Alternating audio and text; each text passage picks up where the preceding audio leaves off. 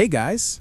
Tonight we begin in the still, half-lit quiet of dawn, where the air hangs cool and misty, and your footsteps rustle gently through straw scattered thickly across the floor of the mews. You can almost feel the morning stretching its muscles, yawning softly with you as the pale gray light slowly creeps between wooden slats. The smell here is earthy, with hints of leather, feathers, and the faint, lingering scent of last night's dinner, assuming dinner was a small rodent or a piece of meat that you'd rather not identify. Let's face it, medieval dining was a risky business, especially when your guests had talons sharper than your wit.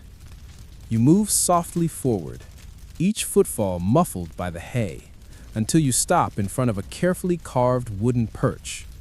Your falcon, a peregrine, a proud little hunter with eyes as dark and intense as freshly ground coffee, watches you approach, head cocked slightly, as if you might, just this once, be bringing something more exciting than the usual scraps of rabbit.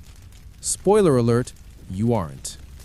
But before we really dive into the subtle, patient, and frankly, borderline obsessive world of medieval falconry, here's a quick heads up. You probably won't survive this.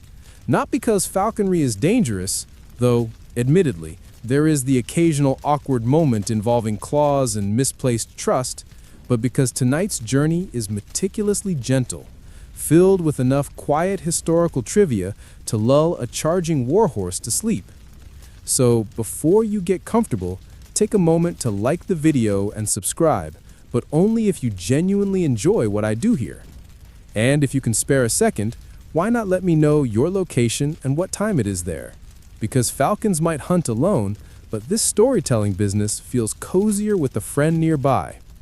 Now dim the lights, maybe turn on a fan for that soft background hum, and let's ease into tonight's journey together.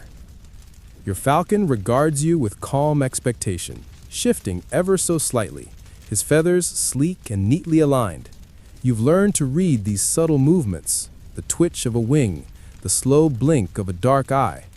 This morning routine is your language together, a quiet exchange conducted in near silence. Medieval falconers rarely rushed.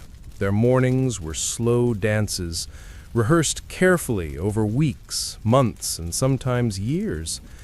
It wasn't just about feeding or grooming or training.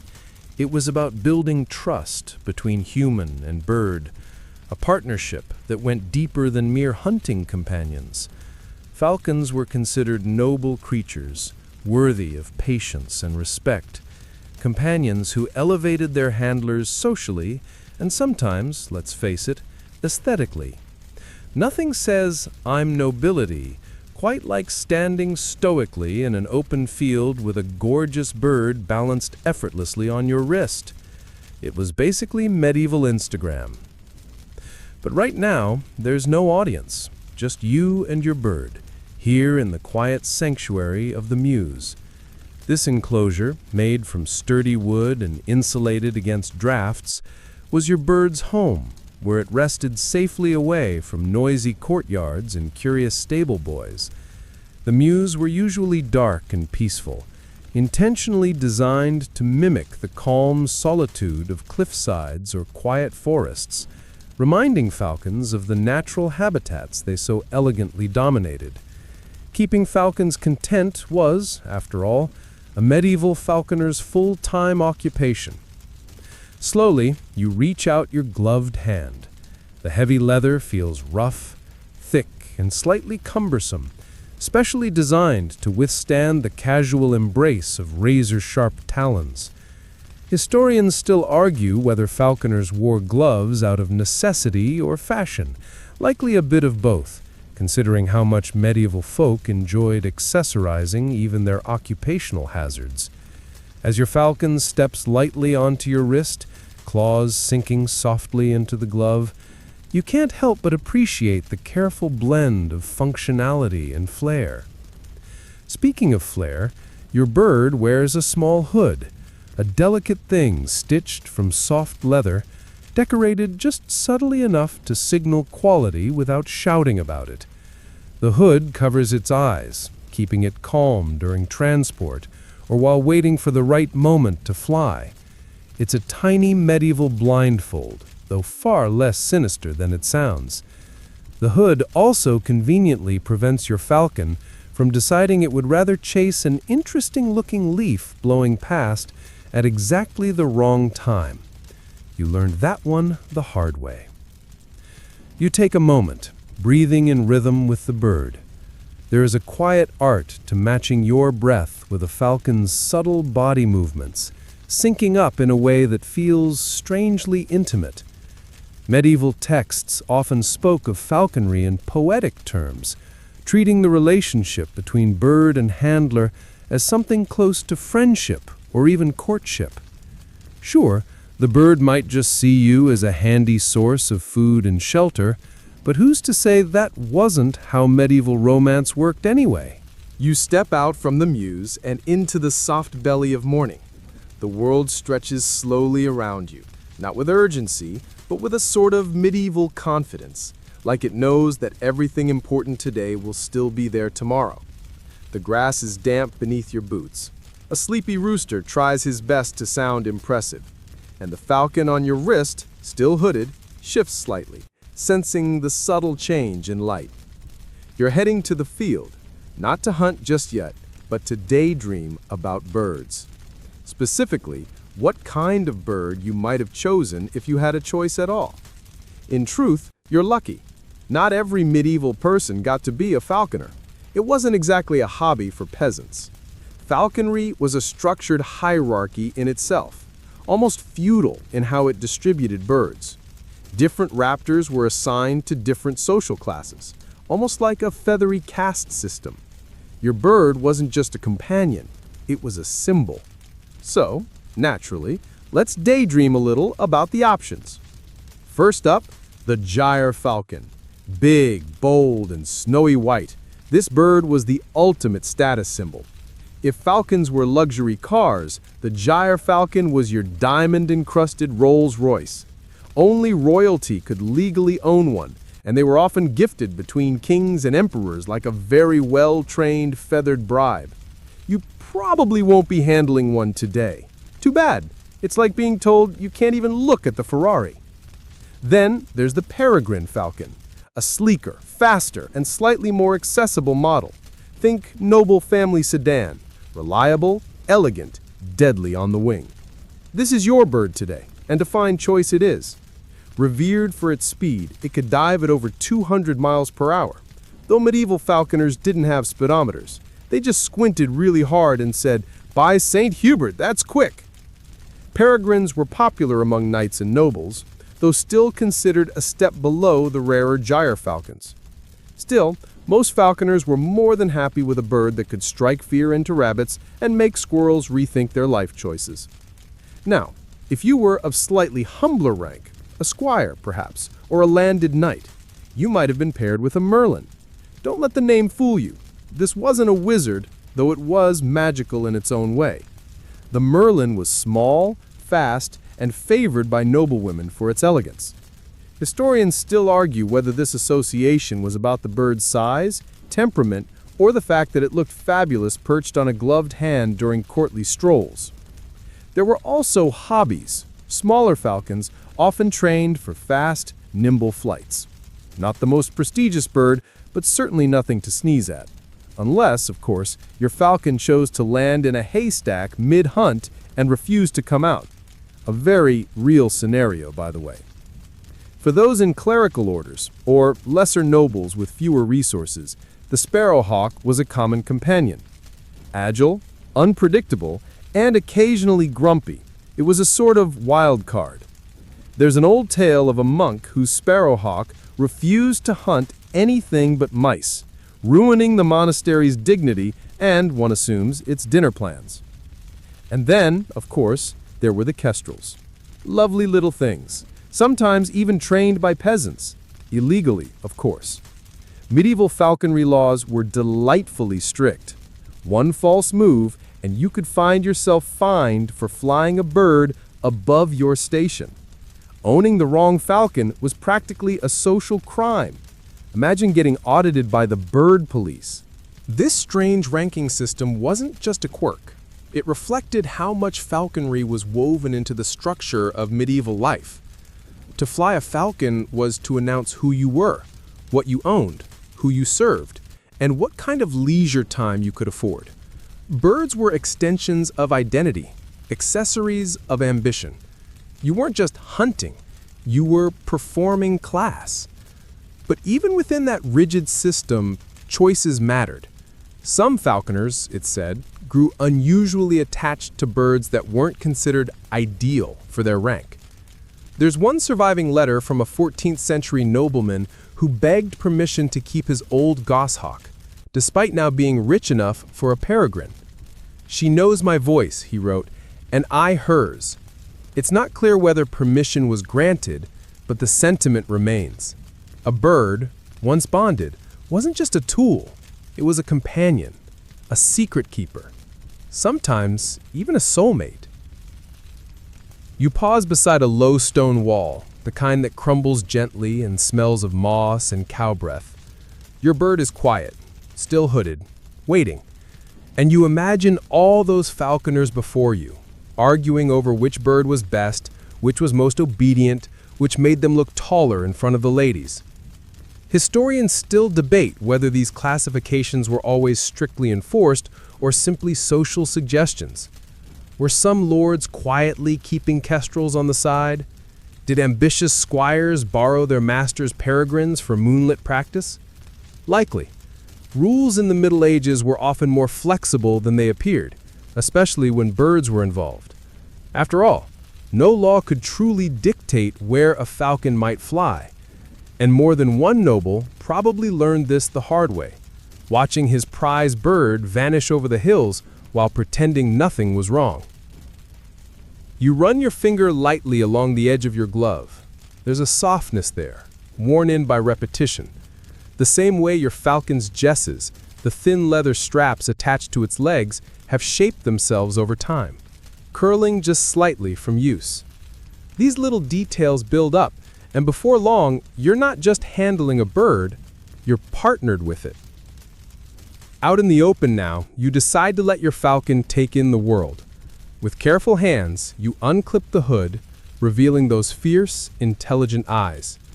The bird blinks, once, twice, and then stills, gazing into the distance as if composing a sonnet about the movement of field mice. There's something profound in this quiet ritual. You've chosen your bird, or perhaps it chose you. Together, you form a very old, very specific kind of duo, one built not on commands and control, but on observation, patience, and the occasional snack incentive. And as you both sit in the soft morning light, wind brushing lightly against your sleeves and feathers alike, you begin to understand the medieval obsession with falconry. It wasn't just about the birds. It was about the chance to be still, to watch, to wait, to exist alongside another creature, silently bound by a kind of shared attention. A noble act indeed, even if you're technically still below gerfalcon rank. The wind shifts ever so slightly, and your cloak pulls gently at your shoulder. You adjust it with one hand, the other steady beneath the weight of your falcon. It's time now to focus on your attire, not out of vanity, though medieval falconers had more style than most, but out of necessity. Because in falconry, what you wear says nearly as much about you as what you fly. Your falcon remains still, perched on your thick leather glove, and you take a moment to admire the glove itself. Not some casual gardening accessory, mind you, but a full-length, heavy-duty gauntlet reaching nearly to your elbow, crafted from stitched hide tough enough to withstand a bird that could easily shred parchment or your fingers on a whim. It's not just about protection. The glove is an emblem, a quiet badge of office, a subtle middle finger to anyone who dares suggest you're not a professional. You shift your weight and feel the cloak sway behind you. Wool, naturally, because you're no fool. Even in spring, a morning breeze in the countryside has teeth, and nothing spoils a hunt faster than chattering teeth and frozen knees. Your tunic is layered, durable, and already dusty. No one gets into falconry expecting to stay clean. And then, of course, there's the belt. an essential element, not just to hold your tunic in place, but to carry the tools of your trade. A short knife for meat, a pouch for bait, a strip of cloth for wiping. Well, let's say your falcon isn't trained to use restroom. Medieval birds of prey were graceful, deadly, and, like all animals, spectacularly indifferent to the dignity of their handlers. You glance down to check the jesses, those thin, carefully tied leather straps that dangle from your falcon's legs. They're not just decorative, they're your literal line of connection, your leash in this strange, delicate dance. They're also your greatest worry, because if they snap, your bird becomes your ex-bird, sailing off into the clouds with your reputation and possibly your lunch. Medieval falconers were particular about their kit. Not just the birds, but every accessory had to be just so. There were manuals written, yes, actual books, on the exact length and material for jesses, the preferred stitching for hoods, the angle of the glove. Falconry was half hunting, half fashion show, and entirely a game of precision.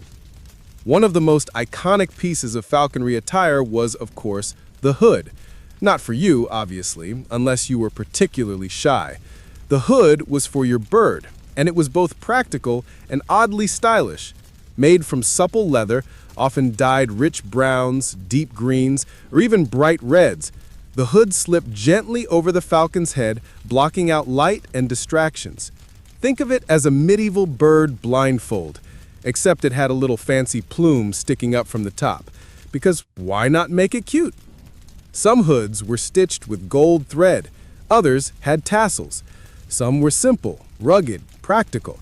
Others were designed with such flair that you wonder if the bird ever felt self-conscious.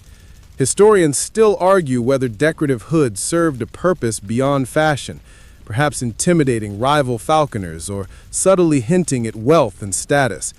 Then again, this is the same culture that put embroidery on underpants, so maybe they just liked pretty things. And speaking of pretty things, let's not forget the lure. Technically not clothing, but you might as well consider it an extension of your outfit, since you're going to be swinging it dramatically at the end of a leather cord while shouting lovingly at a bird. The lure, shaped to resemble prey, was baited and used in training sessions to teach the falcon to return. The way you swing it matters. The way you call out matters. The way your sleeves flow as you do it, surprisingly relevant. Falconry was performance, and your costume mattered. Some falconers wore little bells on their belts, not for decoration, but in solidarity with their birds. The falcons, too, wore tiny bells on their legs so you could hear them in flight, a sort of medieval GPS. If you lost track of your bird, you'd stand very still, cock your head, and listen for the faint jingle that meant it hadn't abandoned you entirely, unless, of course, it had, in which case you'd jingle your own bell just to feel better about the whole situation. The falconer's cap, or coif, was another staple. Tied snugly under the chin, often lined for warmth. It kept the wind from your ears and the sun from your skull. A practical necessity for someone who spent long days staring up into the sky, wondering whether their bird was hunting, napping, or just enjoying the view. A falconer's neck got more sun than a medieval baker's oven. Beneath all this, there was the quiet understanding that your attire wasn't just for comfort. It was a uniform of respect. Medieval falconers were often part of noble households, entrusted with valuable birds, and sometimes expected to display themselves publicly as signs of a lord's wealth. You weren't just hunting, you were representing. The birds might have flown high, but your reputation hung on the stitching of your tunic and the firmness of your glove. Of course, accidents happened. There are amusing records, if not exactly flattering, of falconers who tripped over their cloaks, lost their birds mid-flight, or suffered the indignity of having their hoods stolen by curious puppies. One infamous tale tells of a falconer whose bird, distracted by a shiny brooch on a lady's gown, decided to land squarely on her bosom during a banquet. Suffice it to say, the bird wasn't invited back. Neither was the falconer. Still, even with these risks, the ritual of dressing the part each morning carried its own gentle dignity. As you cinch your belt and check your pouch for scraps of meat, as you roll your shoulders and feel the weight of the gauntlet settle into your arm, you become something quieter, steadier, more patient. you become a falconer. And yes, maybe your tunic is a little threadbare in the back. Maybe the edge of your glove has a suspicious stain from yesterday's training, but your bird doesn't mind. It knows your scent. It trusts your hand. It rides calmly on your wrist, the feathered edge of a partnership stitched together not with words, but with long, quiet mornings, slow adjustments, and the unmistakable squeak of a clean leather hood being fastened into place. So you stand now in the middle of the field, gloved and cloaked, hood in one hand, falcon on the other, and you feel entirely ridiculous. And entirely right. Because to dress like a falconer is to dress with intent, with care, with the knowledge that even the smallest piece of fabric might determine whether today is a triumph or a comedy of errors. And if nothing else, at least you'll look impressive while trying. You shift your footing slightly in the dewy grass. The falcon on your wrist adjusts in kind, a silent echo of your motion. There's no rush, no barking orders, no clamor of hooves or clash of blades. Just the two of you. One creature armed with talons, the other with patience, ready to begin the slow, deliberate dance of falconry training. Because yes, before the glory of a clean stoop or the thrill of a catch, there's the long, repetitive, occasionally mind-numbing art of teaching a bird of prey that you're not entirely useless. And it starts with the simplest, most foundational step, standing still together for hours on end. Modern hobbies come with manuals and mobile apps. Medieval falconry came with calluses and sore shoulders. You begin the day's training in the traditional way, stationing yourself in an open space, letting your falcon settle on your gloved hand, and resisting every natural human urge to fidget. Every muscle in your arm must remain relaxed, yet supportive. Every shift of weight is a signal, intentional or not.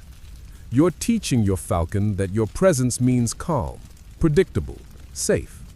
This process, called manning, is the medieval equivalent of onboarding an employee by sitting quietly beside them for several hundred hours while whispering compliments and tossing them meat. It's slow work, but it's also the bedrock of trust. Your falcon glances around, alert. Its gaze is never idle. Each tilt of the head, each blink, each micro-adjustment of feathers means something.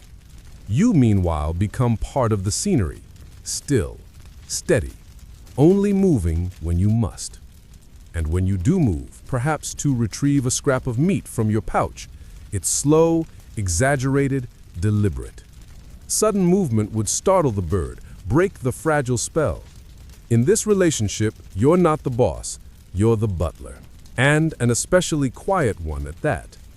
The reward for good behavior? A small sliver of raw beef or mouse or pigeon, the sort of breakfast that really wakes a bird up in the morning.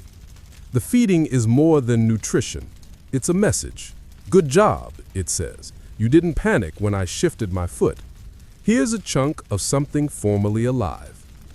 Historians still argue whether falconers used specific vocal cues during early training or relied solely on body language. Some texts suggest whistling, others mention gentle cooing sounds, and a few claim falconers sang to their birds in hushed tones, though that might say more about medieval loneliness than training technique. Next comes the tethered flights, short distances at first. You crouch low in the grass, arm extended, and gently urge your falcon to hop to a nearby perch or return from one. It's not glamorous. Sometimes the bird ignores you completely. Sometimes it glares like you've suggested something beneath its dignity. Occasionally, it turns in place twice and poops. But every successful return is cause for celebration. A hop becomes a flap becomes a low glide becomes a short flight, all done with care, repetition, and generous servings of meat. Because if there's one universal truth in falconry, it's that treats work better than threats. Medieval nobles might have run their estates with iron fists, but birds of prey? Birds required incentive. You keep swinging. A little faster now. Then you call out, either a name, if you've dared name your falcon, Some believe naming birds brought bad luck, or a soft whistle. The falcon launches, slices through the air, and, if all goes well, grabs the lure mid-flight, landing with a triumphant shuffle and a look that clearly says, "I am amazing." And you agree. You offer another treat. Maybe stroke its breast feathers gently, just once. Falcons aren't cuddly. They tolerate affection the way cats tolerate baths, politely, but with great suspicion. The next step is longer flights, open fields, simulated hunts.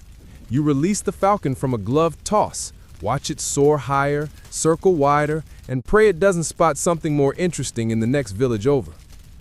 This is where the real nerves begin, because every time your falcon leaves your glove, it's an act of trust. You're saying, "I believe you'll come back." And the falcon, aloof, proud, occasionally indifferent, is deciding if it feels the same. Some birds return reliably, others don't. There are entire chapters in falconry manuals devoted to lost bird retrieval. They read like dating advice for the heartbreakingly committed. Wait a few minutes. Maybe it's just circling. Call gently. Don't panic. Hold the lure high. Offer food. If it doesn't return, check the trees. Falcons love trees. Still no luck? Check the homes of your enemies. Falcons are petty. Medieval falcon has sometimes spent days recovering lost birds. They'd walk miles, questioning farmers, listening for bells, scanning the skies like hopeful lovers. Some never found them again. Others discovered their falcon had taken up with a new handler entirely, which must have been devastating. Betrayed by a bird. It's like getting ghosted by a hawk. Even so, falconers pressed on. Training was relentless because the rewards were so precise. A clean stoop, when a falcon dives and strikes its prey midair, was a moment of pure grace. A reward not just of skill, but of timing, cooperation, and silent communication. These moments didn't come often, but when they did, they were electric. Or, well, as electric as anything could be in a century where lightning was still considered suspicious. Your falcon shifts again, and you sense it's time to move. The morning sun is higher now, and your training session has left you both a little tired, a little hungry, and a little bonded. This quiet, repetitive work isn't for everyone, but you've chosen, or been chosen, for this path. And with every slow flight, every cautious step, every whispered encouragement offered to a bird that may or may not care, you're building something rare. Trust across species. So you shoulder your lure, adjust your glove, and begin the long walk home, hoping tomorrow brings the same patience, the same rhythm, and just maybe a little less bird poop on your sleeve. The light has shifted now, edging from morning's silver hush into the kind of golden hum that makes even the weeds look poetic. You trudge slowly across the field, your falcon once again perched and hooded, like a knight politely dozing before a duel. It's not time for a true hunt yet, not by any serious medieval standards, but that hardly matters. Today isn't about catching, it's about practicing the art of not catching. Welcome to a most peculiar medieval pastime, a falconry hunt where nothing really needs to happen. You reach a low rise that offers a good view of the surrounding countryside. It's modest, rolling hills, hedgerows, and the occasional startled hare loping into the distance. But to you and your bird, it's a vast, open stage. The kind of place where a falcon might glide in elegant spirals for no particular reason and still be praised for their effort. You unhood the bird, and there's a brief moment where everything holds its breath. The falcon's eyes gleam, sharp and deliberate, scanning the land not for prey just yet, but for freedom. The sky, the wind, the scent of morning. She lifts off from your glove with a small shiver of feathers, a hush of wings, and then she's climbing. Up, around, lazy arcs at first. She's not in any hurry. Neither are you. This is the kind of day that falconers often cherished, not for the triumphs, but for the absurd, exquisite stillness of failure. A day when the falcon doesn't catch anything, a day when she returns empty-taloned, a day when the game is more in the ritual than in the result. Medieval texts describe these slow hunts with surprising fondness. You might imagine a noble fuming with frustration when their falcon misses a hare or veers off mid-chase to chase clouds instead. But no. Often, this was expected, even desired. A true falconer knew that falconry wasn't about control. It was about companionship, performance, and the joy of just being near a wild creature that lets you in, briefly, partially, and only on its terms. As your bird spirals higher, you adjust your glove and squint up into the sun. You imagine other falconers through time doing the same. Monks in sandals, nobles in gleaming boots, lonely widows in borrowed cloaks, all squinting at the sky with the same cocktail of admiration, envy, and mild concern. She dips suddenly. A dive? No, just a flourish. She's showing off now, flexing her wings against the wind. Somewhere out there, a field mouse experiences a flash of evolutionary dread. But your falcon doesn't follow through. She flattens her arc and climbs again. And you smile, because this is the good part, the uncertain, elegant, useless part. Historians still argue whether these non-catching flights were considered training or simply indulgent strolls for the bird and handler alike. Some claim they were essential for conditioning, a way to keep the falcon's instincts sharp without exhausting her. Others suggested they were an excuse for nobles to wander around looking dramatic. Perhaps both are true. You certainly feel dramatic today, standing in a cloak with the wind tugging at your sleeves and a half-packed lunch in your belt pouch. You hear the faintest jingle, bells tied to the falcon's legs. It's a sound you've come to recognize instantly, like the call of a distant friend.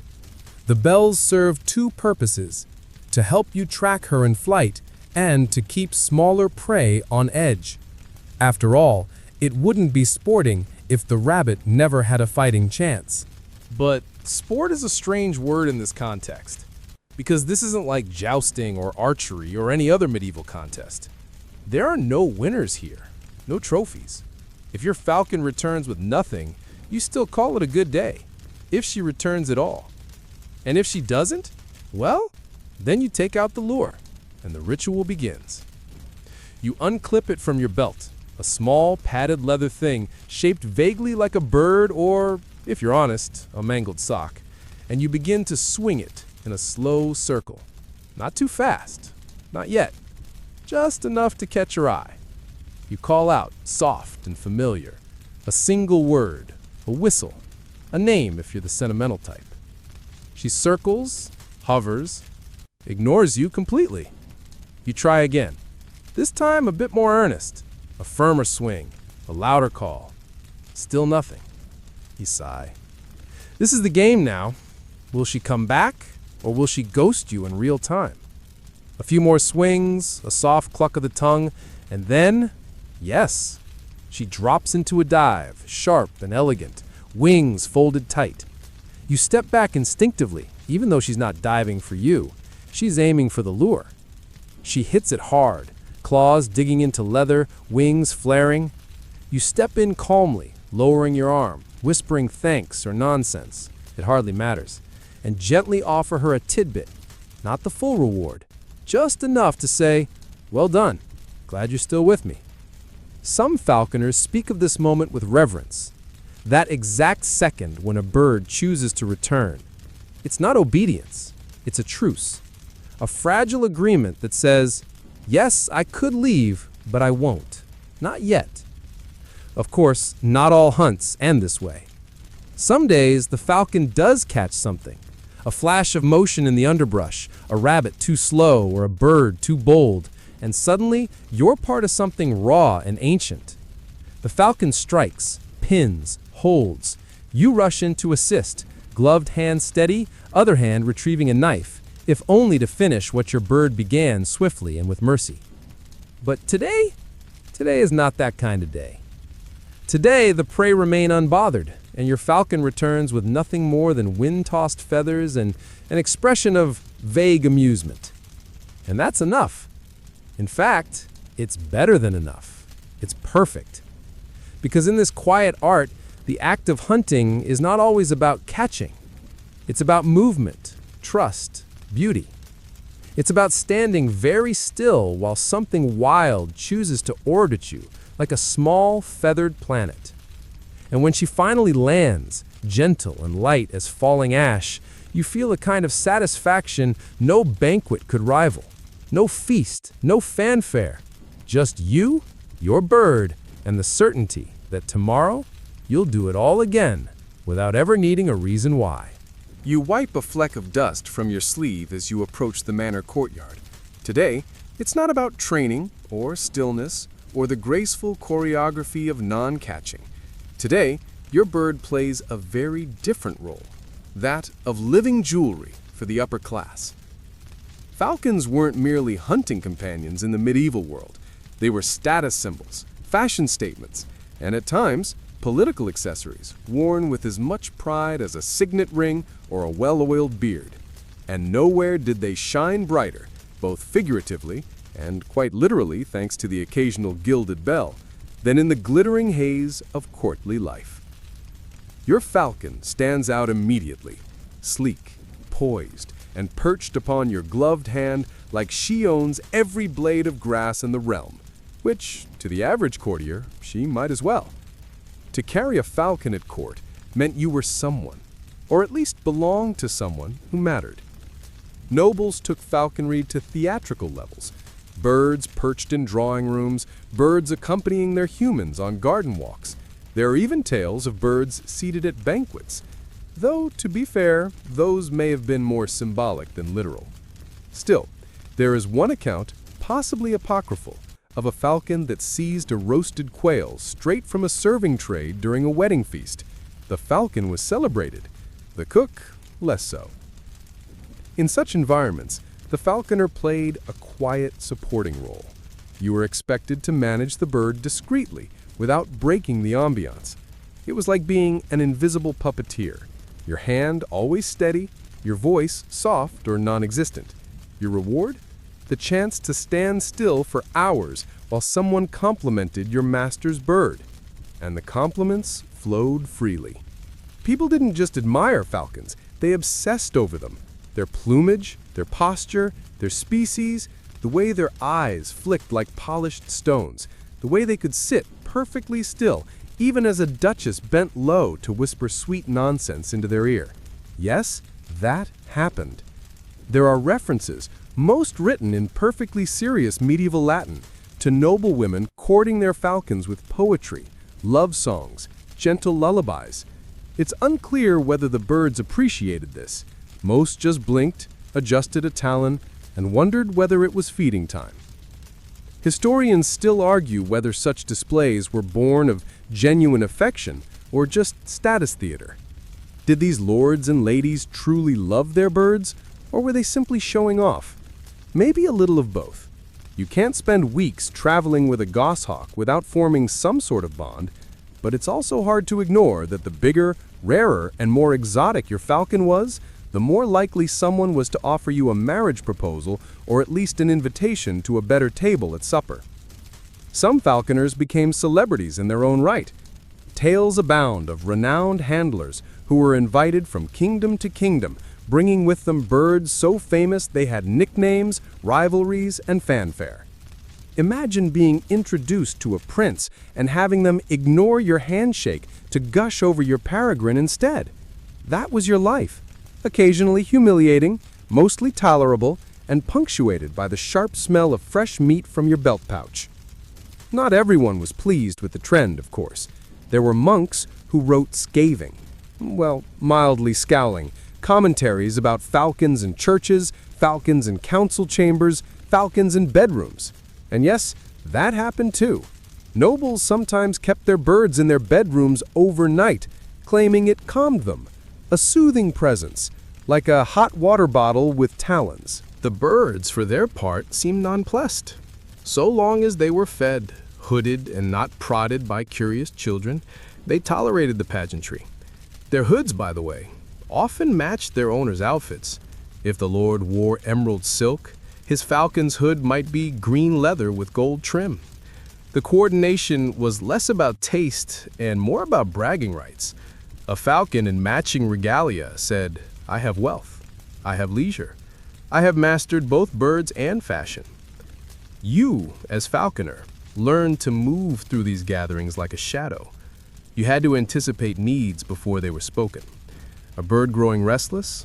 Step back into the cool shade. Someone reaching out to pet the falcon with a bejeweled hand? Intervene politely, but firmly. Never let anyone without a glove stroke the feathers. A nip from a hungry falcon could turn a baroness into your worst enemy for life. Occasionally, you'd be asked to demonstrate. A toss in the courtyard, a gentle stoop over the gardens. The goal wasn't to hunt, heavens no, but to showcase grace. Let the bird soar, circle once or twice, and then return like she'd never left. A simple loop, a ballet. No prey needed, just performance. And the applause? Oh, there would be applause. Maybe not raucous, but respectful. The kind that made you feel, briefly, like a knight whose sword just sparkled a bit brighter than everyone else's. Then someone would sneeze, and the moment would pass. And still, you endured the attention not for yourself, but for your falcon. Because while she might not crave applause, she did enjoy the rhythm of these soft flights, the smell of trimmed hedges, the occasional breeze tickling her wings. Even birds can sense when they're being admired, and few animals are more adept at looking regal while doing nothing than a falcon perched quietly on a leather glove. Falconry at court served another purpose too, flirtation. Don't laugh. In a world where courtship was a labyrinth of etiquette, talking about birds was a weirdly accepted way to talk about feelings. "May I see your merland" was less about ornithology and more about proximity. Sharing birds meant sharing space. Watching a flight together meant lingering, whispering, brushing shoulders. Birds broke the ice, and sometimes, accidentally, a hairpin. There's even a recorded duel, yes, a real one, that began with two noblemen arguing over whose falcon had the better dive. Swords were drawn. Blood was spilled. The falcons? Unbothered, probably preening somewhere nearby. By the end of the day, you're exhausted. Not from flight or terrain, but from standing still for 6 hours straight while people cooed at your bird. Your legs ache, your glove smells faintly of liver, but your falcon remains calm. Feathers smoothed, bells softly chiming as she shifts weight. She has performed beautifully. As you return her to the mews, her little private stall lined with straw and shadows, you reflect on how strange it all is, how something as wild as a bird of prey became so entangled with human vanity, romance, and aspiration. And yet it works. Somehow, in all the pageantry and posing, the falcon remains the one truly noble creature in the room. You leave the castle grounds behind, the distant chatter of courtiers fading like a dream you didn't ask to have. The bird on your wrist shifts slightly, lighter now after all the flattery, but not fooled.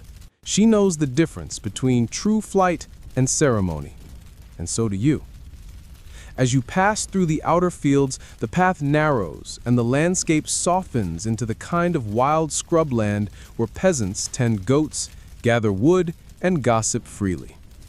Here, the presence of a falconer triggers a very different reaction. There's admiration, yes, but not the lavish, silk-lined kind found in courts. This is a suspicious, weary admiration, one that mixes respect with resentment. Because for the average medieval peasant, falconry weren't just birds, they were symbols of everything they didn't have. You walk past a few children who stop their game to stare. One points at the falcon and mutters something about witch birds. Another gasps when the bird lifts a wing to scratch. Their mother calls them back sharply, casting you a quick, flat glance. You nod politely. She doesn't return it. Welcome to the world below the manor line, where prestige meets skepticism. Falconry, you see, wasn't just an elite pastime. It was a legally protected one. Under medieval law in many regions, certain birds were reserved exclusively for nobles. That meant, for example, a poor farmer couldn't just catch a hawk, train it, and start his own hunting practice. Even touching a falcon that wasn't his could be punishable by fine, or worse. Historians still argue whether these laws were strictly enforced or mostly symbolic. But what's clear is this: falconry was off limits to the poor, and that made every public appearance of a falcon a reminder of where people stood in the social order.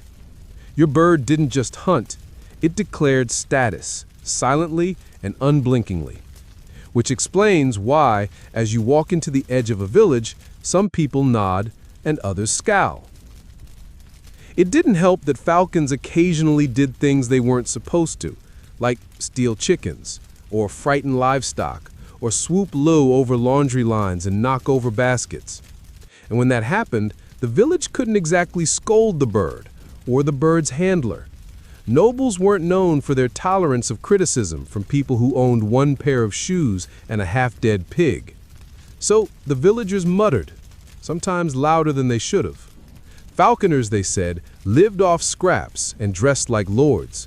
They walked alone, but ate well. They had birds that could kill and weren't afraid to smile about it. Of course, not all peasants hated falconers. Some admired the skill. Others simply enjoyed the spectacle.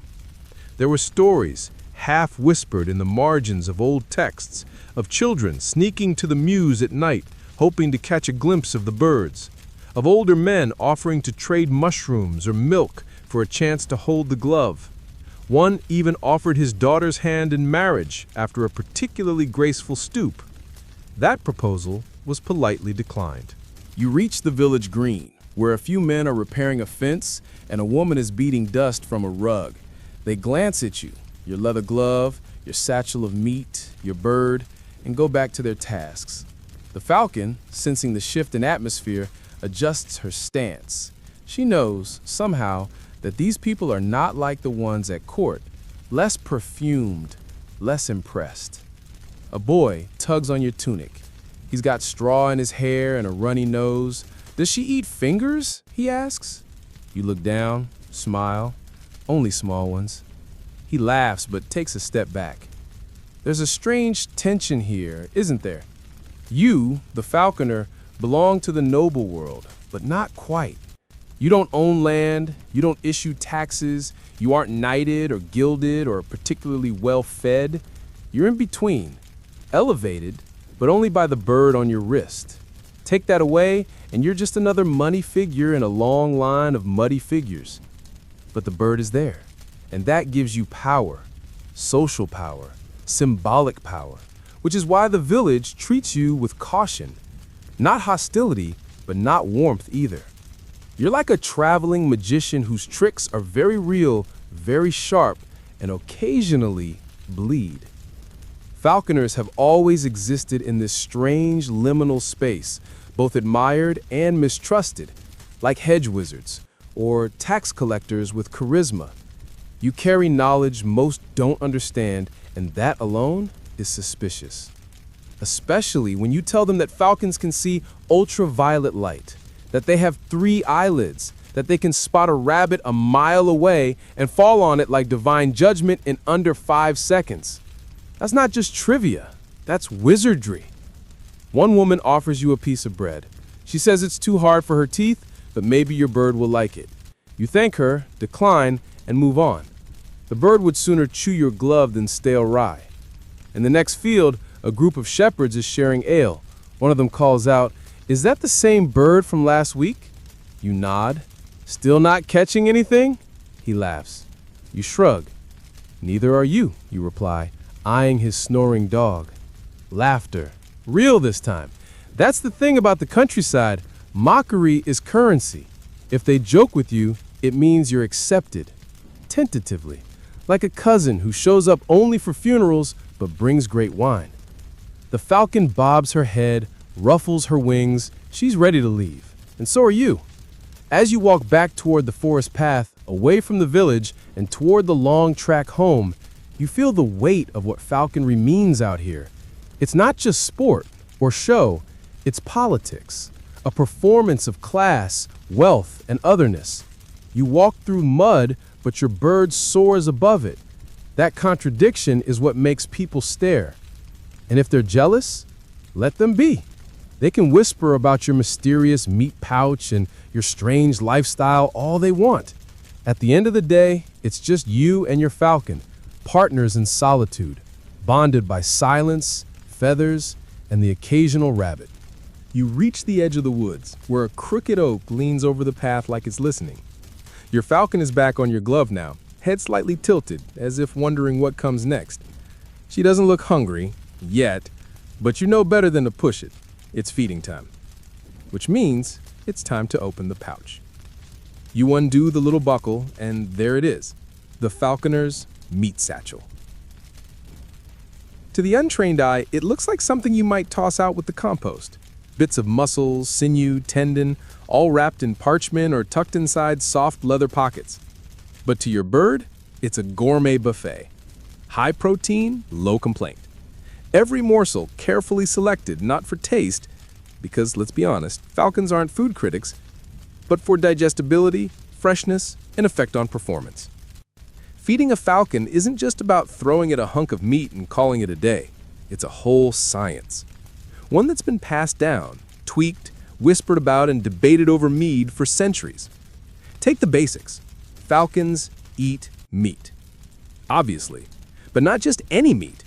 You can't give them cow, or pork, or, heaven forbid, anything cooked. Their digestive systems are built for wild, raw, freshly dead prey. Rabbits, pigeons, quail, sometimes rats if the mood strikes. In medieval mews, falconers often kept a small pen of live animals, unlucky little creatures whose sole purpose was to die artistically in the jaws of airborne nobility. Of course, some falcons were picky. Others had sensitive stomachs. Some birds developed strange preferences. There's a record of one falcon that would only eat sparrow legs and would flick the rest away in disdain. Another refused anything unless it was warmed by a fire first. You learned to adapt.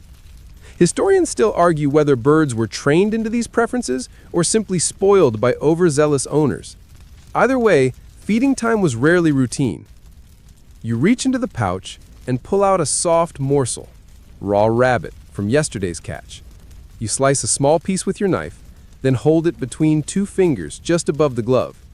Your falcon watches, waits. Then, in one swift, silent motion, she snatches it. There's no struggle, no theatrics, just quiet competence and a bit of blood on your thumb. You wipe it on your tunic. No one's looking. Medieval falconers had elaborate systems for managing feeding schedules. Some followed rigid routines. Feed at dawn, fly mid-morning, rest by noon, feed again if the flight was successful. Others were more intuitive, gauging the bird's weight with fingers alone, adjusting portion size by how heavy she felt on the wrist. Too light, she might faint mid-flight. Too heavy, she'd just sit, blink, and let the prey scamper free. So you learn balance. You track every meal. You note her weight on tiny wax tablets or mental ledgers. And you remember the odd little details that no book ever mentions. How she reacts to liver versus lung, whether she tolerates duck, if she's in a crunchy bone mood or a soft innards only. Today, she's in a cooperative mood. She takes the meat without protest.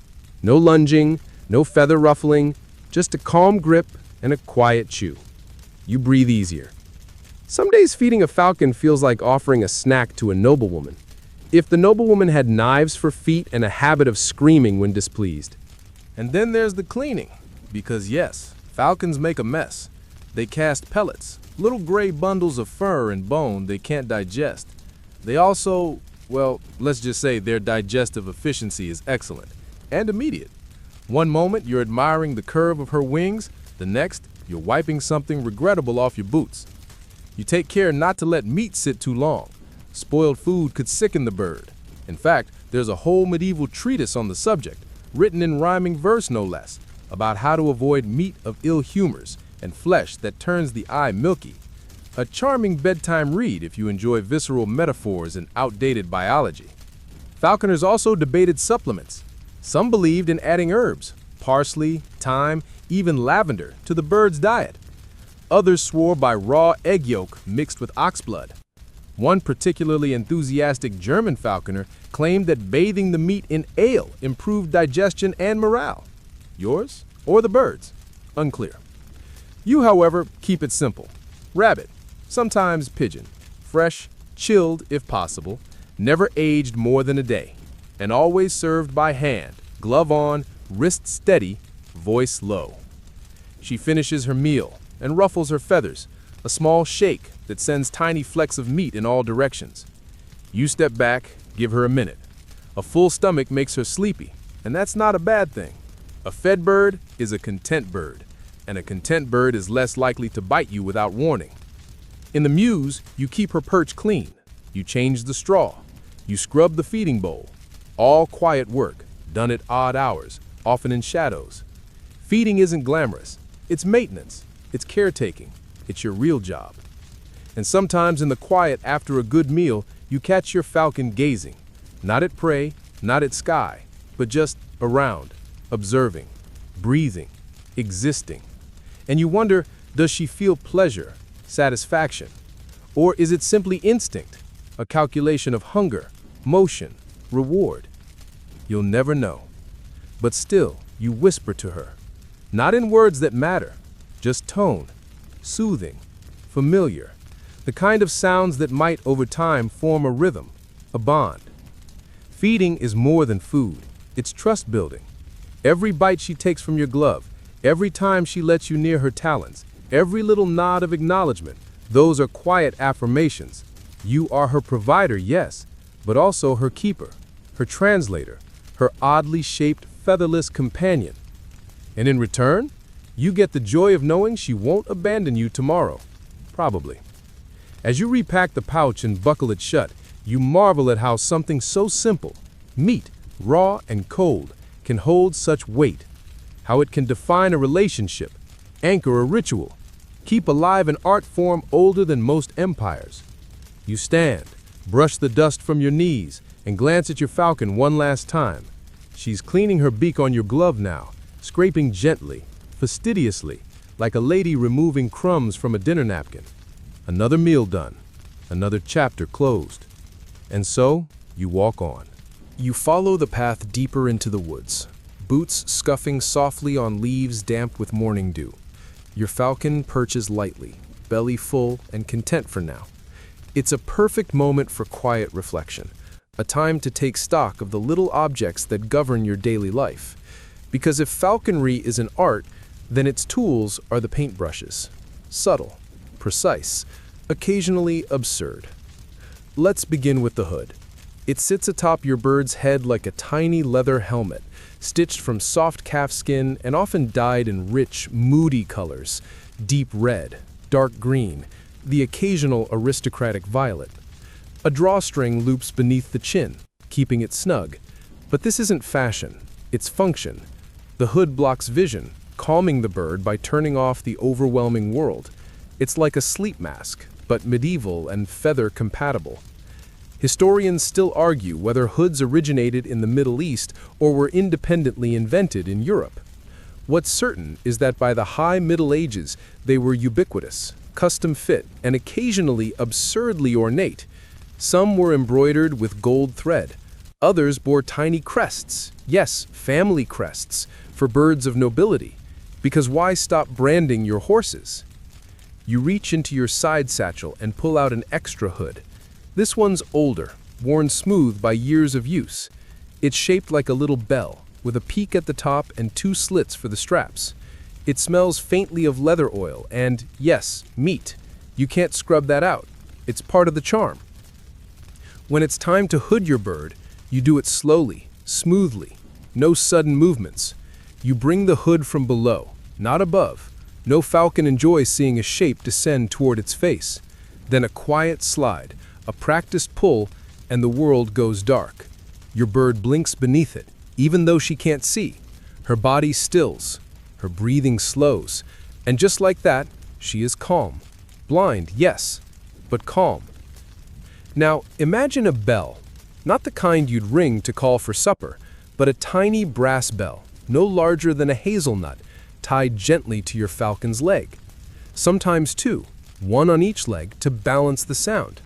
These bells serve a practical purpose. They help you locate your bird in flight.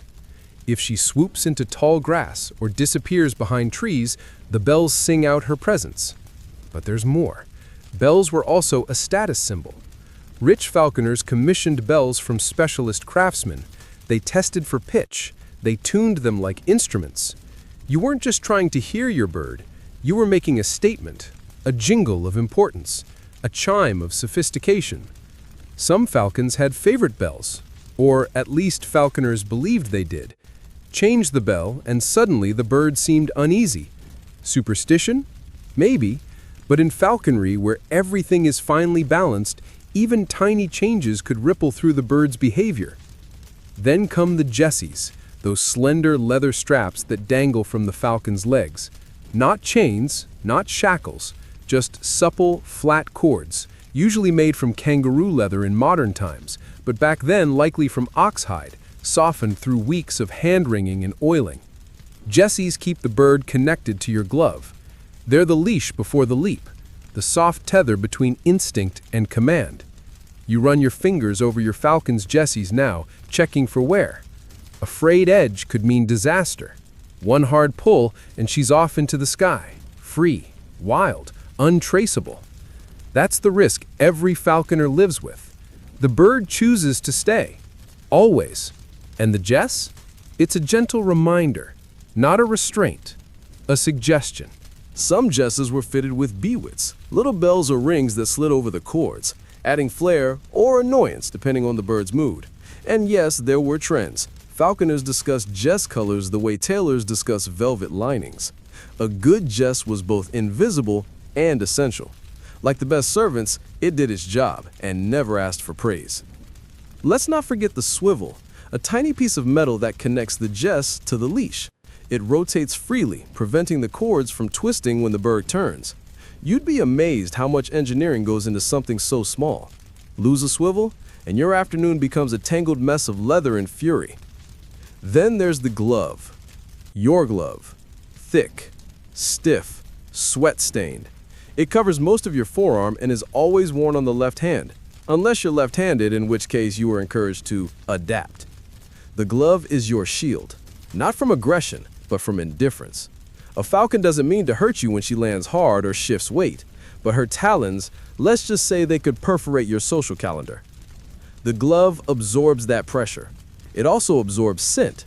Over time, it smells like your bird, like blood, like horsehair and bark and rain, and like you. It becomes an extension of your body, a second skin, hardened by habit. Some falconers personalize their gloves, stitched initials, carved prayers, painted small symbols meant to bring luck. You keep yours plain, functional. You trust it to do its job. And it does. Now, imagine carrying all these things. The hood, the bells, the jesses, the leash, the glove, the lure, which we'll get to later, plus meat, tools, and sometimes spare feathers. You don't carry a bag. You carry a mobile falconry maintenance station. And it all has to be ready, because a falcon waits for no one. That's the hidden truth about falconry. Behind the elegance, behind the graceful stoops and dramatic wing beats, lies a world of buckles and oilcloth and leather scraps. A world of tools so precise, they feel like spells. You recheck the jesses, tight, but not too tight. The bells gleaming in the sun still sound true. The hood rests in your pouch. You run a thumb over the glove's edge. All is in order. Your falcon stretches one wing, casually, with the boredom of someone who's done this 100 times. You smile. These accessories, these tiny items, are part of a ritual. They don't just support falconry, they define it. They turn a wild animal into a partner, a hunter into a guest, a blur of feathers into an emblem of human patience. You press on through the trees. The sun filters down in soft beams, and your falcon bobs gently on your wrist. her bells whispering with each step. Everything is quiet. Everything is ready. And somewhere far above the canopy, a hawk screams. Not yours, just another wild voice in the sky. But you hear it. You both hear it. And for a moment, there's a tension, a memory, a hint of something ancient and unbroken. You adjust the glove, tighten the jess, and walk on. You step out of the woods and into the soft warmth of an open meadow, where the air hums gently with bees and the grass bends like it's eavesdropping. The falcon shifts on your wrist, alert now. She can feel something shifting too, not in the sky or in the wind, but in the memory of movement, in the whisper of technique passed from far-off sands. You settle onto a flat rock, shaded by an old birch, and give your falcon a moment to preen. Her feathers catch the light like wet silk. Here, away from the manor, away from court gossip and jealous villagers, you let your thoughts wander further afield, east and south, toward lands where falconry was not just pastime, but science, philosophy, and almost religion. Historians still argue whether Europe developed its falconry practices independently or borrowed wholesale from earlier traditions, but the trail of evidence winds unmistakably through the Middle East, especially the Arab world, where falconry reached astonishing sophistication centuries before it was fashionable among European knights. It begins with the Bedouins. Imagine a vast desert, not barren, alive in its way. Falcons were not status symbols here. They were lifelines. A trained bird could help a nomadic family find food, track prey, and even serve as an early warning system for threats. These were not show birds. They were working animals, revered for their sharpness, loyalty, and uncanny precision. You trace a finger across the binding of your worn leather notebook. Some of the pages are translations, bad ones, of ancient Arab falconry manuals. One line always stands out. He who does not watch his bird will lose his fortune to the sand. A lesson, a warning, a truth. Arab falconers developed techniques so advanced that European travelers, crusaders, merchants, pilgrims, came home baffled. They saw falcons flying without leashes, returning at a whistle, birds who knew the scent of prey better than hounds, hand signals so subtle they could pass as nervous ticks. And then they tried to imitate, awkwardly at first, but with growing precision. You stroke your falcon's chest.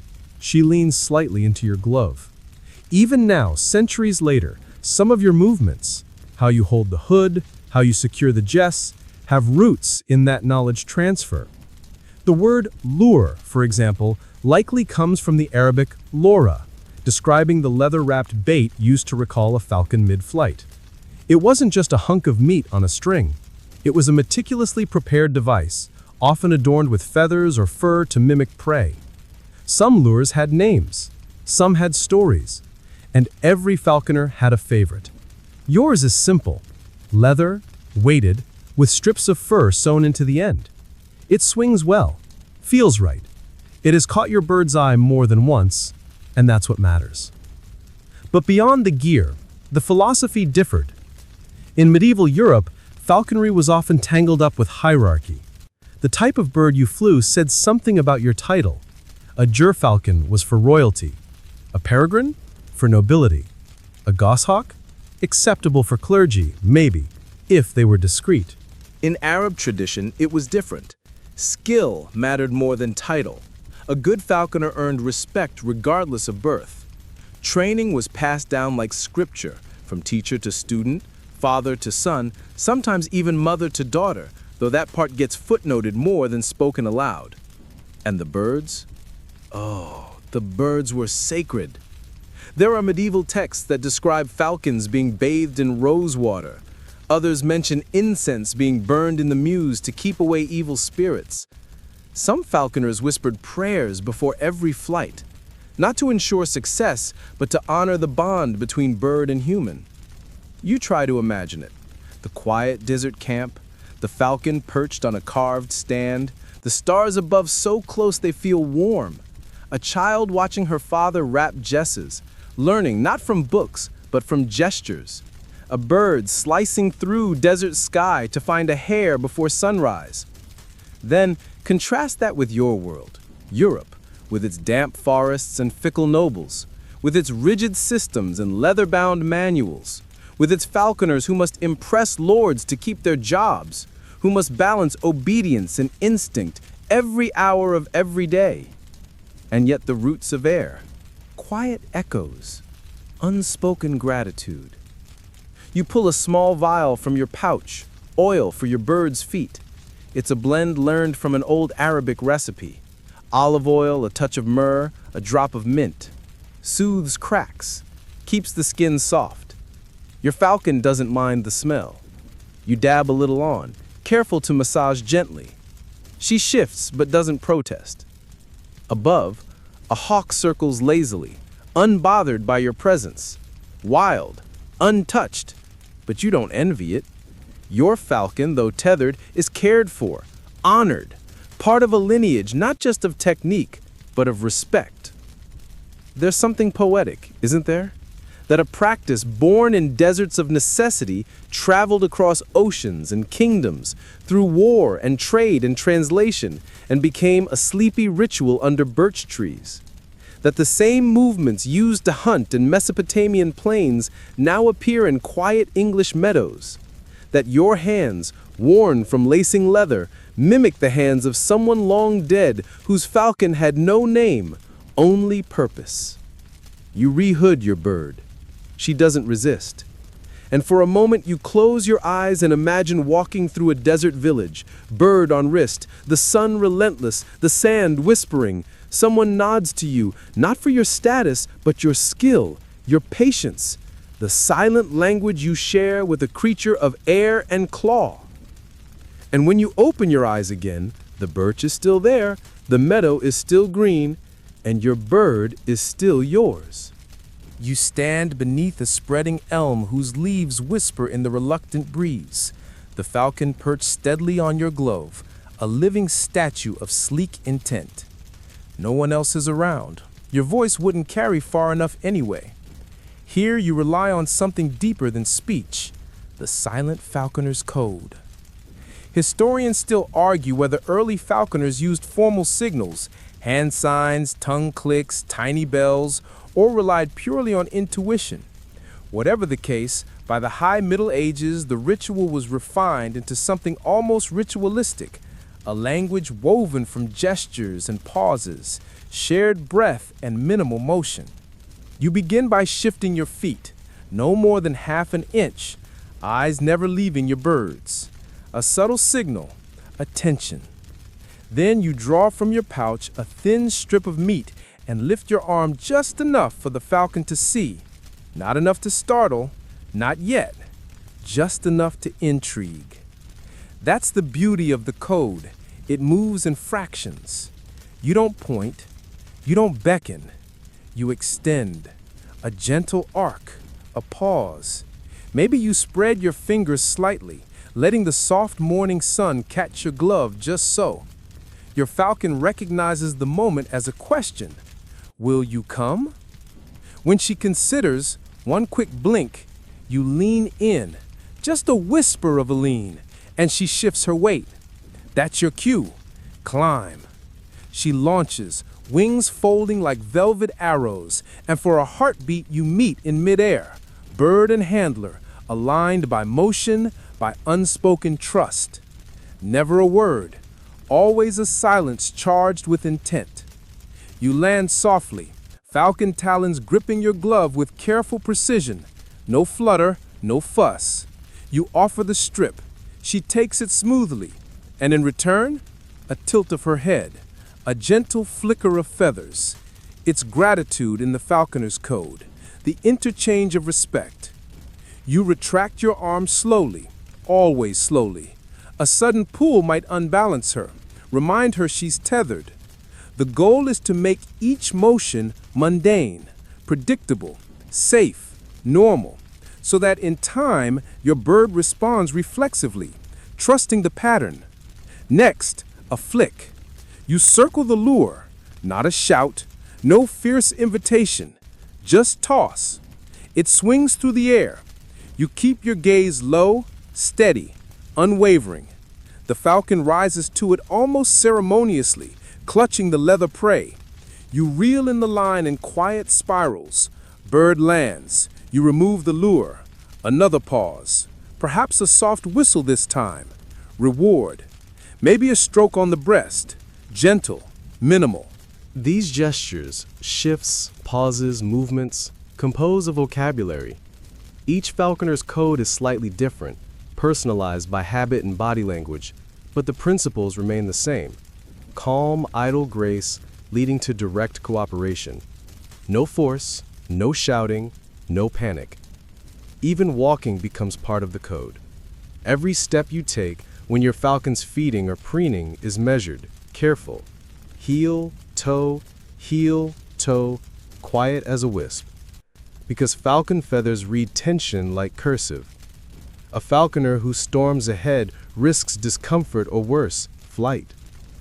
You shift your weight, meeting the falcon's steady gaze. There's trust there, honed by multiple dawns just like this one. The she doesn't speak, of course, but she listens. Body, motion, breath. You give yourself a moment to appreciate the absurdity and elegance of it all.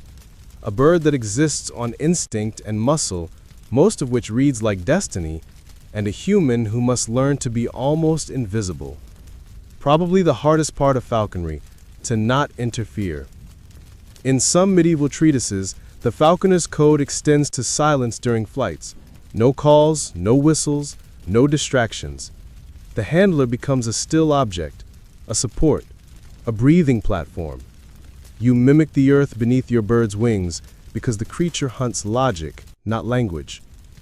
Later, some masters taught signals with finger twitches, 2 for perch, 1 for center, 3 for recall.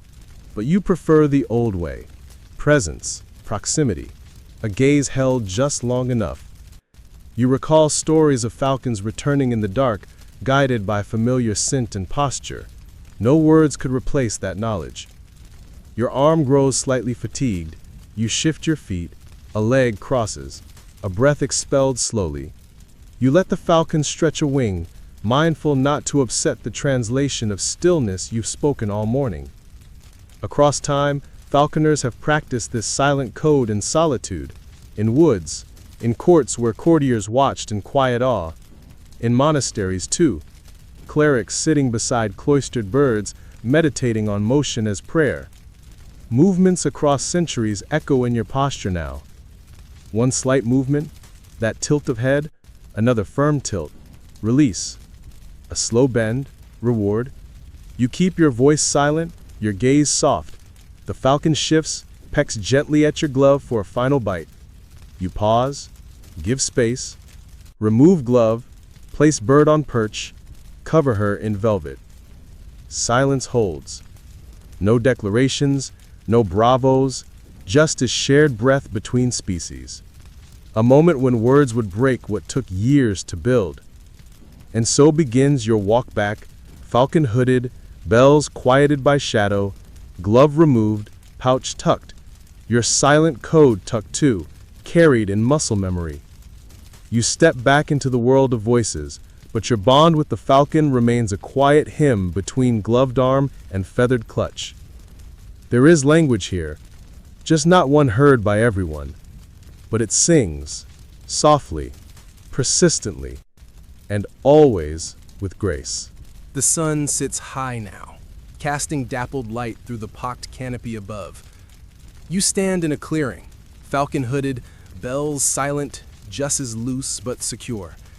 Today's lesson isn't about graceful stoops or silent signals. It's about when training unravels, when control slips through your fingers like dust. Because falconry, for all its rituals and gear, always keeps the seam loose. The bird may choose freedom when you least expect. You begin with a calm feed, offering a small piece of rabbit. Your falcon accepts it, talons steady. You lift the lure, swing it in practiced arcs. All as usual, but then a flicker. Not for the leather, a flash of rabbit beyond the tree line. The bird catches sight and snaps her head toward it. Her grip tenses. In your chest, you feel the echo of centuries, failures, losses, vanishings. You hesitate. One moment of stillness, and she's off. No flap, just a sudden lift, wings beating skyward. The jesses tangling in midair. Your heart's thump echoes the rush of wings.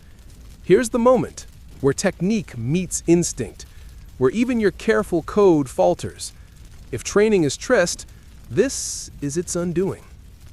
You start forward, calling softly, Jess whirring free in the branches. Birds gone wrong, furious or frightened, sometimes returning days later, starving, feathers ragged, others never returning. The medieval manual on lost bird retrieval speaks sober truth. A falcon lost is a falcon unclaimed.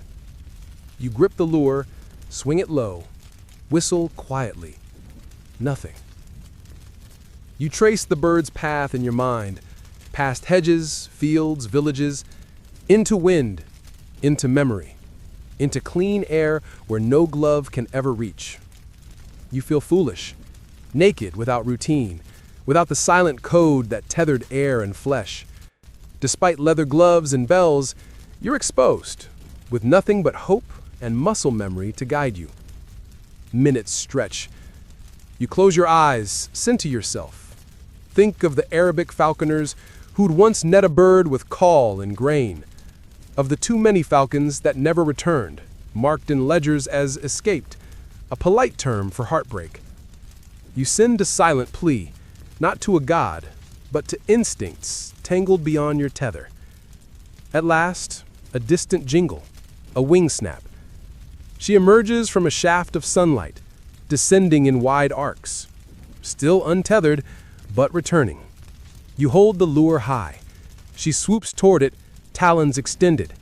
You catch her midair, arms steady. Relief floods your limbs. You scratch her throat softly. She settles. No reprimand passed between you, no words needed. You feed her another morsel. Her hunger, and perhaps her respect, draws tighter than rope. Training undone, training regained.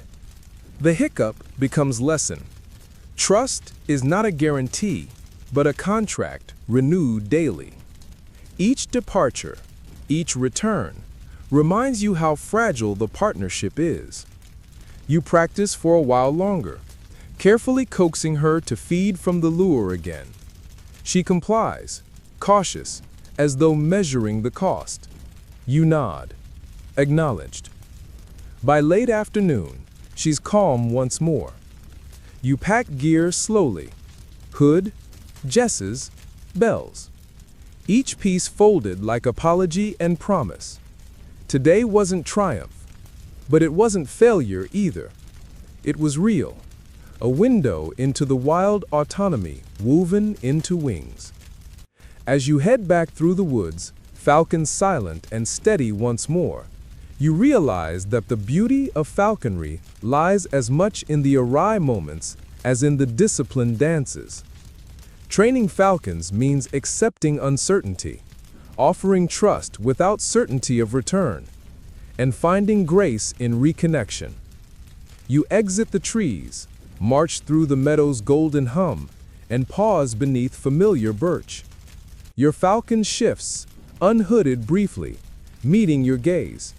Something soft passes between you, an unspoken nod. We're here, still. With that, she's lowered onto your glove for the final leg home, neither wounded nor triumphant, just softly tethered again, the silent echo of missteps now part of your shared rhythm. You emerge from the woods back into open grassland, where the air feels quieter somehow, filtered through leaves and lapsing into a softer rhythm. Perched on your gloved arm is your falcon, still hooded but calm, her bells muted by shadows. The mews stay behind. Even your feathered companion senses you're entering a different realm, the realm of artistry, where falconry isn't just a hunt or a hobby, but a practice that unfolds in ink-stained pages and hand-stroked sketches. You're about to open your falconer's sketchbook, a parchment-bound notebook filled with field notes and drawings, the silent counterpart to your quiet code. Historically, falconers often kept sketchbooks or illustrated manuscripts recording species, feather patterns, training drills, even the occasional anatomical oddity. They served as both diaries and status symbols. A scribbled falcon image proved you were serious, not just a falcon wannabe afraid to feed rabbits to dogs. Sitting beside a low stone wall, you unlatch the sketchbook flap. The smell of goatskin parchment rises, hints of dust, ink, and yesterday's leather oil. You flip to a page where you've drawn your own peregrine, sleek curves, dark speckles across the breast, wings folded into symmetry. Beneath it, a few medieval notes, the date, weight of the bird, wind direction at first stoop, and a shorthand for feather in flight. You tug an inkwell, a small faience cup of dark liquid, and dip a quill. Your pen hovers above the page, and almost without thought you start tracing feathers. The outer wing covert curved just so, the primaries thinning to a fine taper. Each line pulls you deeper into observation. The wind stirs the pages. You hold it down gently, cautious not to smudge your work or rouse your patient bird. Falconry sketchbooks, besides illustrating birds, also included quirky marginalia, tiny hound paws to signify a bird that preferred dog-scarred scent lines, or small caged rabbits scribbled to mark a failed stoop. Once, in a surviving 14th century manuscript, a falconer drew a mouse with wings and labeled it Dream Prey, a playful nod to desires rather than realities. Historians still debate whether these were whimsical doodles or encoded signals between falconers. You sketch the falcon's eye, round, dark, reflective. Then add a note, eye keen as black glass, nerves taut. In the corner, a tiny jest knot reminds you how you strung her equipment this morning. On the blank space above, in tiny script, you write, she eyed the oak-limbed shadow, but did not strike. Drawing serves as reflection. It slows your thoughts, forging intimacy with your bird's form. Each stroke, a gentle communication, a memory etched in ink. The process feels meditative, like humming a lullaby with your hand. A breeze kicks up. You pause to steady the page. You glance at your falcon. She blinks once, as if inspecting your artistic efforts. You'd swear she tilts her head approvingly. Historical lore suggests some birds preferred being sketched over being spoken to. An unusual theory, but then again, medieval falconers were nothing if not imaginative. Turning to the next leaf, you sketch the lure you swung earlier. Weighted leather, strips of fur, looped cord. You render the motion arcs you rehearsed. Below it, a note in Latin. Temporal dance between glove and sky. A touch flowery for a field notebook, but accurate. You lift your gaze to the meadow and watch your falcon unhooded. Wing flick, chest puff, gentle shake of feathers. For a moment, you consider sketching her in mid-flap, but then decide against it. Sketching motion is a fool's game. Better to capture the poised stillness. You write, motion implied, not drawn, a little nod to minimalism centuries before the term existed. This sketchbook rightness isn't universal. Some falconers refused to illustrate at all, preferring oral tradition. Others employed full-scale painted pages, lavishly decorated and bound by monasteries. You keep things modest. Pen and pocket-sized parchments suffice. Your priority is accuracy, not artistry. Yet there's artistry in accuracy itself, the precise curves of a primed quill, black ink pooling slightly at the page's edge, tiny annotations brushed carefully with a wet finger to blend. The slower you're drawing, the more deeply you observe. The fluted curve of a talon, the way a feather crests over another like shingles. These details sharpen the bond between bird and falconer. You learn more from observing than chasing. Time drifts. The breeze chatter dims. The falcon settles, preening a wing beneath her beak. In quiet solidarity, you finish the drawing. Ink dries fast in midday warmth. You close the book, then inscribe a final phrase. Remember, art is patience in flight. perhaps a motto, perhaps a reminder to yourself. Falconers sometimes traded sketchbooks, leaf by leaf, comparing notes on the slope of beaks or performance in east winds. Some feuded when one falconer's style was deemed too fancy. Others shared them like grimoire fragments, open secrets within a closed guild. You tuck the sketchbook away and give your falcon a soft rub at the shoulder. She doesn't mind the ink-stained fingers, nor the habitual pause of your meditation. She trusts the ritual. You rise, stretching. The meadow light begins the slow chill toward afternoon. You walk back along the hedged lane, glove firm, sketchbook secure, falcon perched like a feathered sentinel.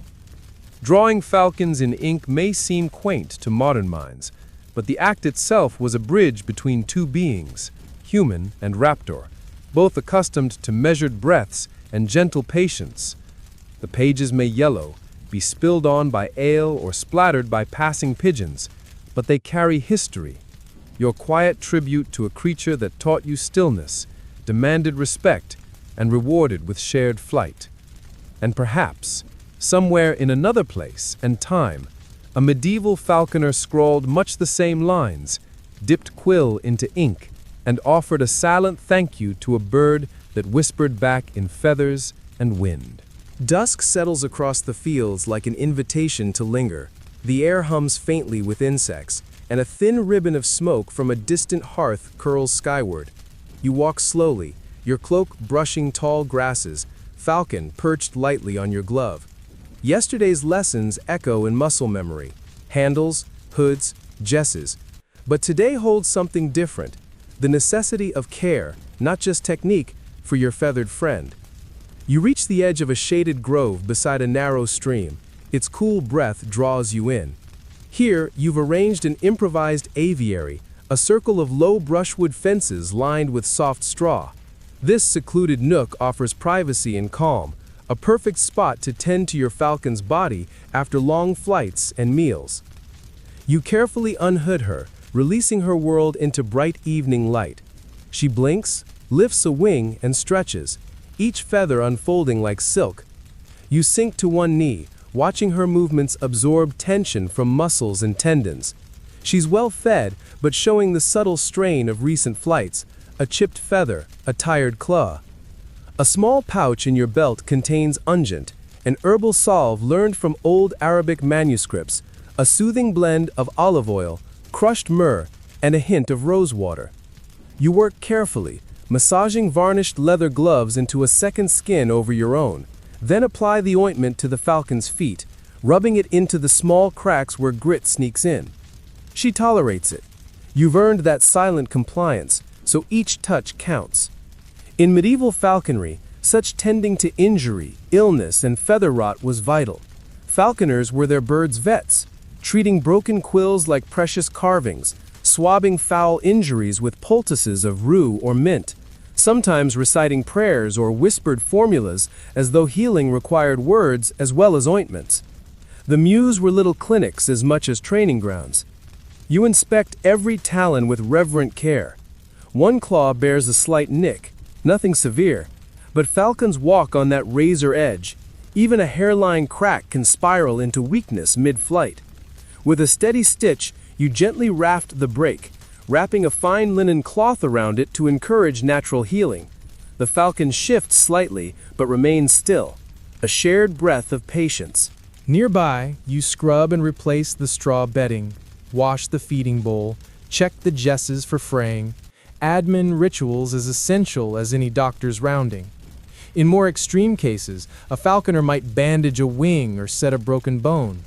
Some treated feather rot, the dreaded mold, with fresh linen or carefully positioned sand beneath the bird's plumage, mild fumigation, or rehydration spells for lost keratin.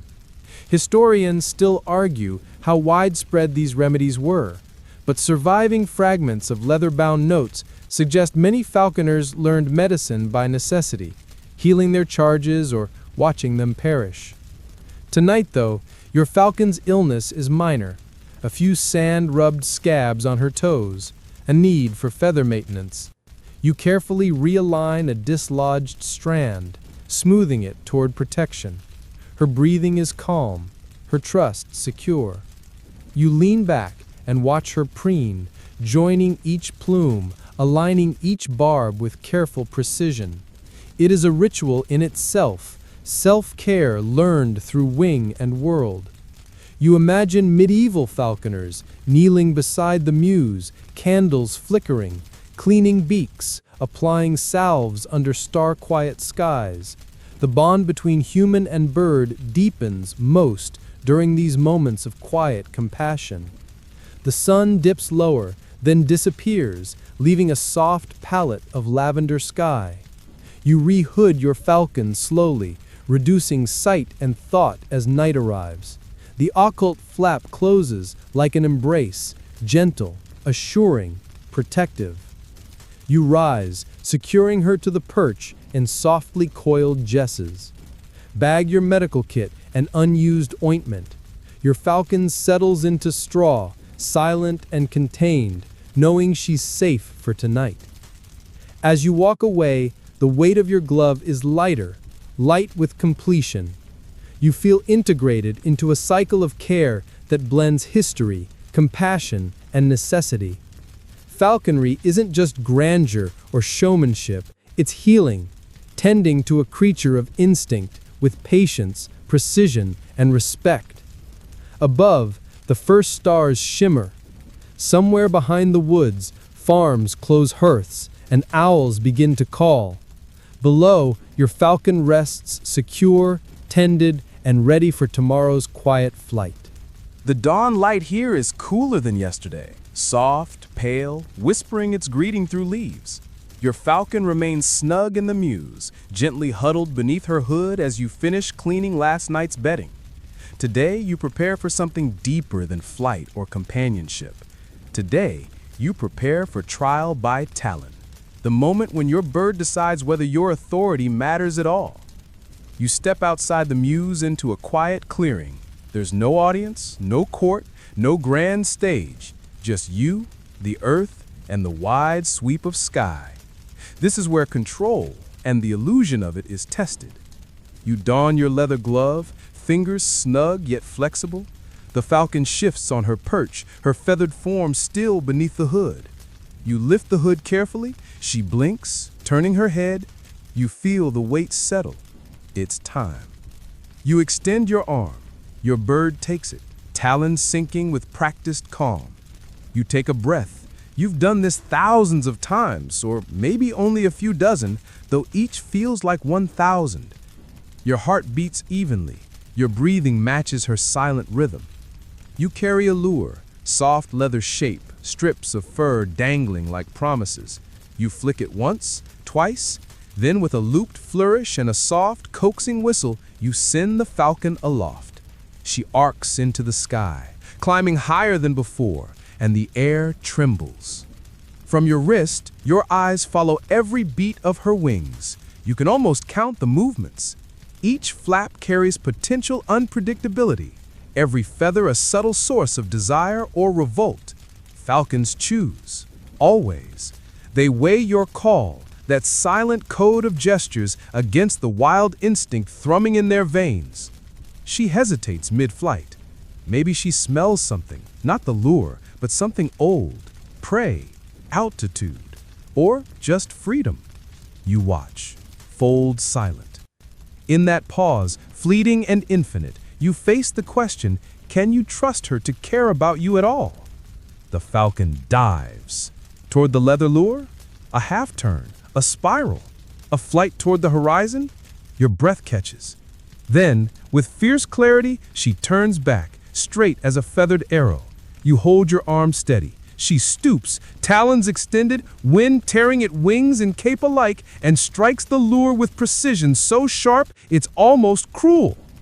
You reel her in, heart slack with relief. She lands, a flick of feathers, a steady eye that sweeps your face and lingers. Did she approve? You think yes. You present the lure and a morsel of meat.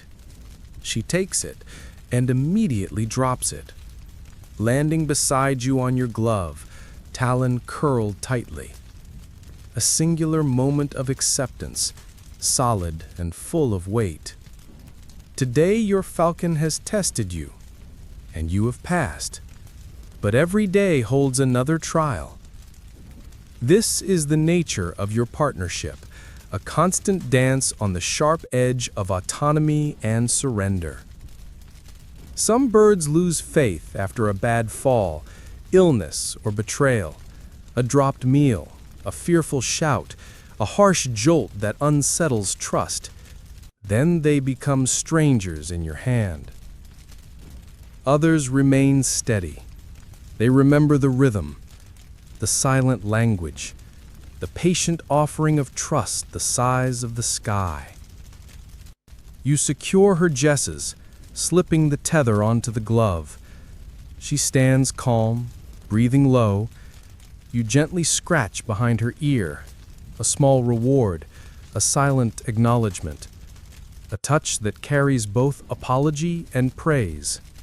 She doesn't move. Sometimes that's all the approval you need. Medieval falconers understood this dance.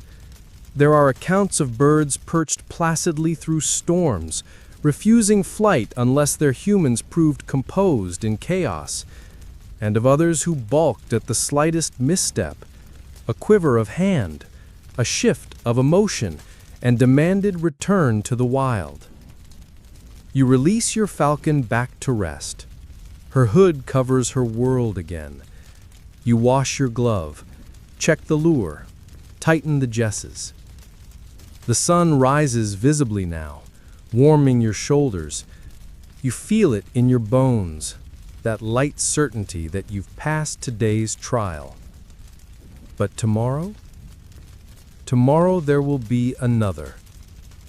Falcons remember hesitations, and sometimes they act. They may leave mid-flight, linger in trees, vanish into winds. Other falconers, past and future, know the ache, the uncertainty, the surrender inherent in loving a wild thing. Yet we return, we rehearse, we rebuild, we forgive. Today's triumph is small, a stoop mastered, trust renewed, a slender tether holding sky to glove. You step back from the muse, walking through dawn-lit grass, your falcon secure. And you understand, falconry isn't about control. It's about acceptance, respect, the grace that lives in letting go, if only enough to return. So you walk, glove steady, heart light. Another day, another trial, another silent promise between feather and hand. The world around you shifts from gold to frost as you step into the season we seldom imagine in falconry tales, winter. The meadow's lush hush makes way for brittle grasses draped in ice, while the muse braces against creeping cold. Your falcon perches quietly, perched but alert, even as your breath clouds in the chilly dawn air. This is the proper place to consider how both bird and handler dwell through winter, a time not for hunting, but for waiting, tending, and coaxing warmth from stone and spirit. In medieval falconry, winters were lean. The lands lay dormant, prey scarce and skies unwelcoming. Birds that thrived on brisk flight in spring now faced frozen ground, or ground that hid nothing but fear. Taming instincts meant more than training. Now it meant preservation. Falconers became guardians in a different sense, caretakers resisting winter's subtle sabotage, ensuring that birds stayed healthy not just by feeding, but by lifting spirits when the days felt brief. You open the muse door to a gust of cold air that breathes promise of snow. Straw-lined perches, cleaned every morning, are dusted in frost now, but the hearth inside crackles. You stoke it, not to melt the walls, but to warm the enclosure to approximately 50 degrees Fahrenheit, enough to keep blood moving, wings supple, and claws nimble. Medieval falconers often built smaller, insulated mews specifically for colder seasons. They layered branches, draped fabrics, stacked hay bales, even burnt certain aromatic woods, juniper, pine, to add gentle heat and repel dampness. Inside, your falcon stands calm on a padded perch. Her hood is off, letting her take in the inside glow. You remove jesses and bells and lift the bird onto your glove under the hearth's warm spill of light. You whisper old phrases, not commands, but soft cadences mimicking a lullaby. Women falconers often sang quietly by hearthside in frigid ruins, drawing out warmer notes just enough for the bird to lean in. You've memorized one line, feathers warm even in snow's hush. It may be nonsense, but your falcon seems soothed by the tonal shift in your voice, the vibration through leather gloves pressing into her feet. Today's feeding is richer, a delicacy rather than survival. While summer portions edge toward restraint, winter demands nourishment that warms. You draw from your pouch not lightweight pigeon breast, but darker, fattier meat. Quail thigh, rabbit hind leg, cut into larger slices. Falcons during colder months needed the extra calories to maintain body weight through loss, maintain energy for internal warmth. You feed her slowly, each piece offered at intervals, letting digestion unfold in warm hush. She pecks gratefully, the meat restoring both warmth and trust. Then comes conditioning flights, many sorties within sheltered realms. You belt the falcon close, tethering her to a weighted perch outside where tall boards cut wind. It's not hunger-driven hunting, but stretches designed to keep muscles primed. A flicker of flight 1 minute, a return flight the next. Short, sharp, quiet. Nebraska records from 13th century falconers detail routines of quarter flights near open fires, repeated twice daily to prevent muscle atrophy. Modern handlers echo these rituals. Winter must preserve flight and prevent feather brittleness. Feather care in cold is especially delicate. Dryness, flicked by fire and indoor warmth, can shatter barbules. You lubricate with infused oil, olive, a drop of lavender, just enough to restore flexibility. Then, with tender hands, align broken or loose feathers. It's quiet physical therapy, each feather smoothed back into place, like tuning strings on an old instrument. As dusk nears, you hood the bird again. Hoods serve a dual function in cold, calming the bird while limiting stress and preserving body heat gently. Inside the muse, the crest of her hood forms a soft cocoon, trapping warmth just above her head. You close the door and stoke embers to last through the night. Anoint the wood with pine resin to seal cracks, every strategy to keep the chill at bay. Outside, the wind gnaws at the timbers, but inside, your falcon sleeps soundly, tucked in warmth and assurance. Tomorrow, when you lift the hood and offer meat and flight, the bond continues, unbroken even by frost. Falconry in winter isn't heroic. There's no dramatic stoop, no circling gulls. It's quiet vigilance, the hum of survival. And in the hush of frosted mews, you learn patience anew, leaning into the slow cycle of care that sustains both you and the bird through cold and quiet days. You extinguish the hearth's final glow, flatten straw gently, double-check jesses, and step out into the blue dusk. The world is sharp and cold, but inside, your falcon rests. Come sunrise, you'll greet her again and welcome the vault of winter's quiet with careful hands and warmer heart. You wander out from the frost-bound muse, the winter's hush lingering in your bones. Still, your falcon sits steady on your glove, talons curled, breath faintly misting in the cold air. Today, rather than flights or courtly display, comes another kind of lesson, facing a hunt that ends in empty talons. These are the hunts with no triumph, no proud stoop, no flurry of wings around fleeing prey. They're the hunts where you walk through brambles for hours, heart light with purpose, only to return with nothing more than windswept feathers and quiet resignation. You pause at the field's edge, the same one you've patrolled through all seasons. Distant hills glow with frost, and overhead, pale skies threaten snow.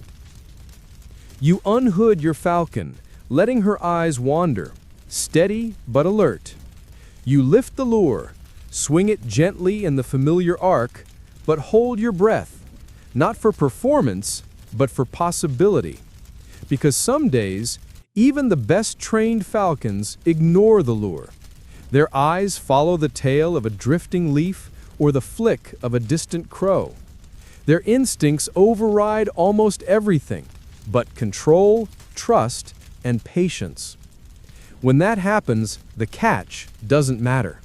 What matters is the dignity with which failure is met. You let the lure settle. No harsh shouts, no sudden yanks, just stillness and slight elevation. She shifts, half a step, then stills, but doesn't swoop. You try again, call quietly. The falcon watches. Lean, flick of glove, nothing. She lifts off, not high, not sharp, but gliding in widening circles. She hunts the air instead of your lure. And when she returns, bookended by quiet gusts, she brings nothing but presence. You greet her with steady steps. Inspect for injury. None. Maybe wind-blown hunger. You offer food again. She accepts it calmly. No dramatic reward, just mutual acknowledgement. We tried. In medieval manuals, dysfunctional hunts were recognized moments of reflection. There are scribes' notes lamenting day lost to wind-blown indifference or talon-shy tenderness. Yet falconers learned to treat such days with gentle pride. Hunting wasn't always about prey. It was, above all, a practice of patience. Scholars still debate whether failed hunts were seen as training necessity or just the cost of winged companionship. Some argue every hunt served to hone skills. Others say noble falconers simply relished time under sky, empty-handed or not. From the evidence, even a hush of victory overstayed sometimes. Most believed it was worth the effort, even when no rabbit died. You shift your weight. Watch the falcon preen in satisfied silence. Today's catch might be the slow unfolding of self-discipline, learning to resist frustration, accept the silence, savor even the act of waiting. No altitude dash, no ringing applause, just a measured fall of bird, a measured rise of resolve. When training goes awry, true falconers don't beat themselves. They bow softly to the air, knowing the bird obeys a deeper call than appetite. Feats remembered may sparkle, but empty hunts echo deeper truths of trust unbroken, routines maintained, dignity intact. You release the falcon to a low perch, and she lands with minimal rustle. Medieval falconers told tales of hunts where prey avoided detection. Days slipped into nights, storms intervened. Their wisdom, if the beast survives, it may yet return. Similarly, training outlasted failure when composure endured. You close your kit, walk back through the frosted field toward the sun's shy return. You carry no trophy, but something steadier. The quiet knowledge that falconry's essence isn't victory. It's reverence for flight, and grace in letting go. And as you trudge home, glove intact, lure undone, falcon quiet, you honor the lost hunt not for what wasn't caught, but for what was gained in calm acceptance, proving that sometimes failure is its own reward. The wind brushes your cheek as you take the long road home, your falcon perched loosely on your gloved hand, her weight familiar, almost comforting now. There's no hurry, nothing presses your heels forward. The fields behind you are silent, empty of prey and spectacle, but full of memories only you and your bird can feel. Because today, like so many others in this quiet medieval rhythm, the hunt has yielded no prize. And strangely, that feels just fine. Your steps crunch over frostbitten leaves, the sound crisp but not unwelcome. You glance at the sky, a pale stretch of cloudless blue fading into dusk, the last bird circling lazily overhead. Not falcons, doves maybe, or sparrows, unbothered and unaware that a magnificent predator walks beneath them, hooded and regal. Your falcon shifts slightly, adjusting her talons on your wrist. She is calm, and that calm wraps around you like a second cloak. It's in these moments, wandering home with empty hands, that you truly understand the stiller side of falconry. Not the thrilling dives or courtly applause, but the grace of not catching anything at all. Medieval falconers knew this too. They wrote of dry days with reverence, sometimes even more so than hunts that ended in blood.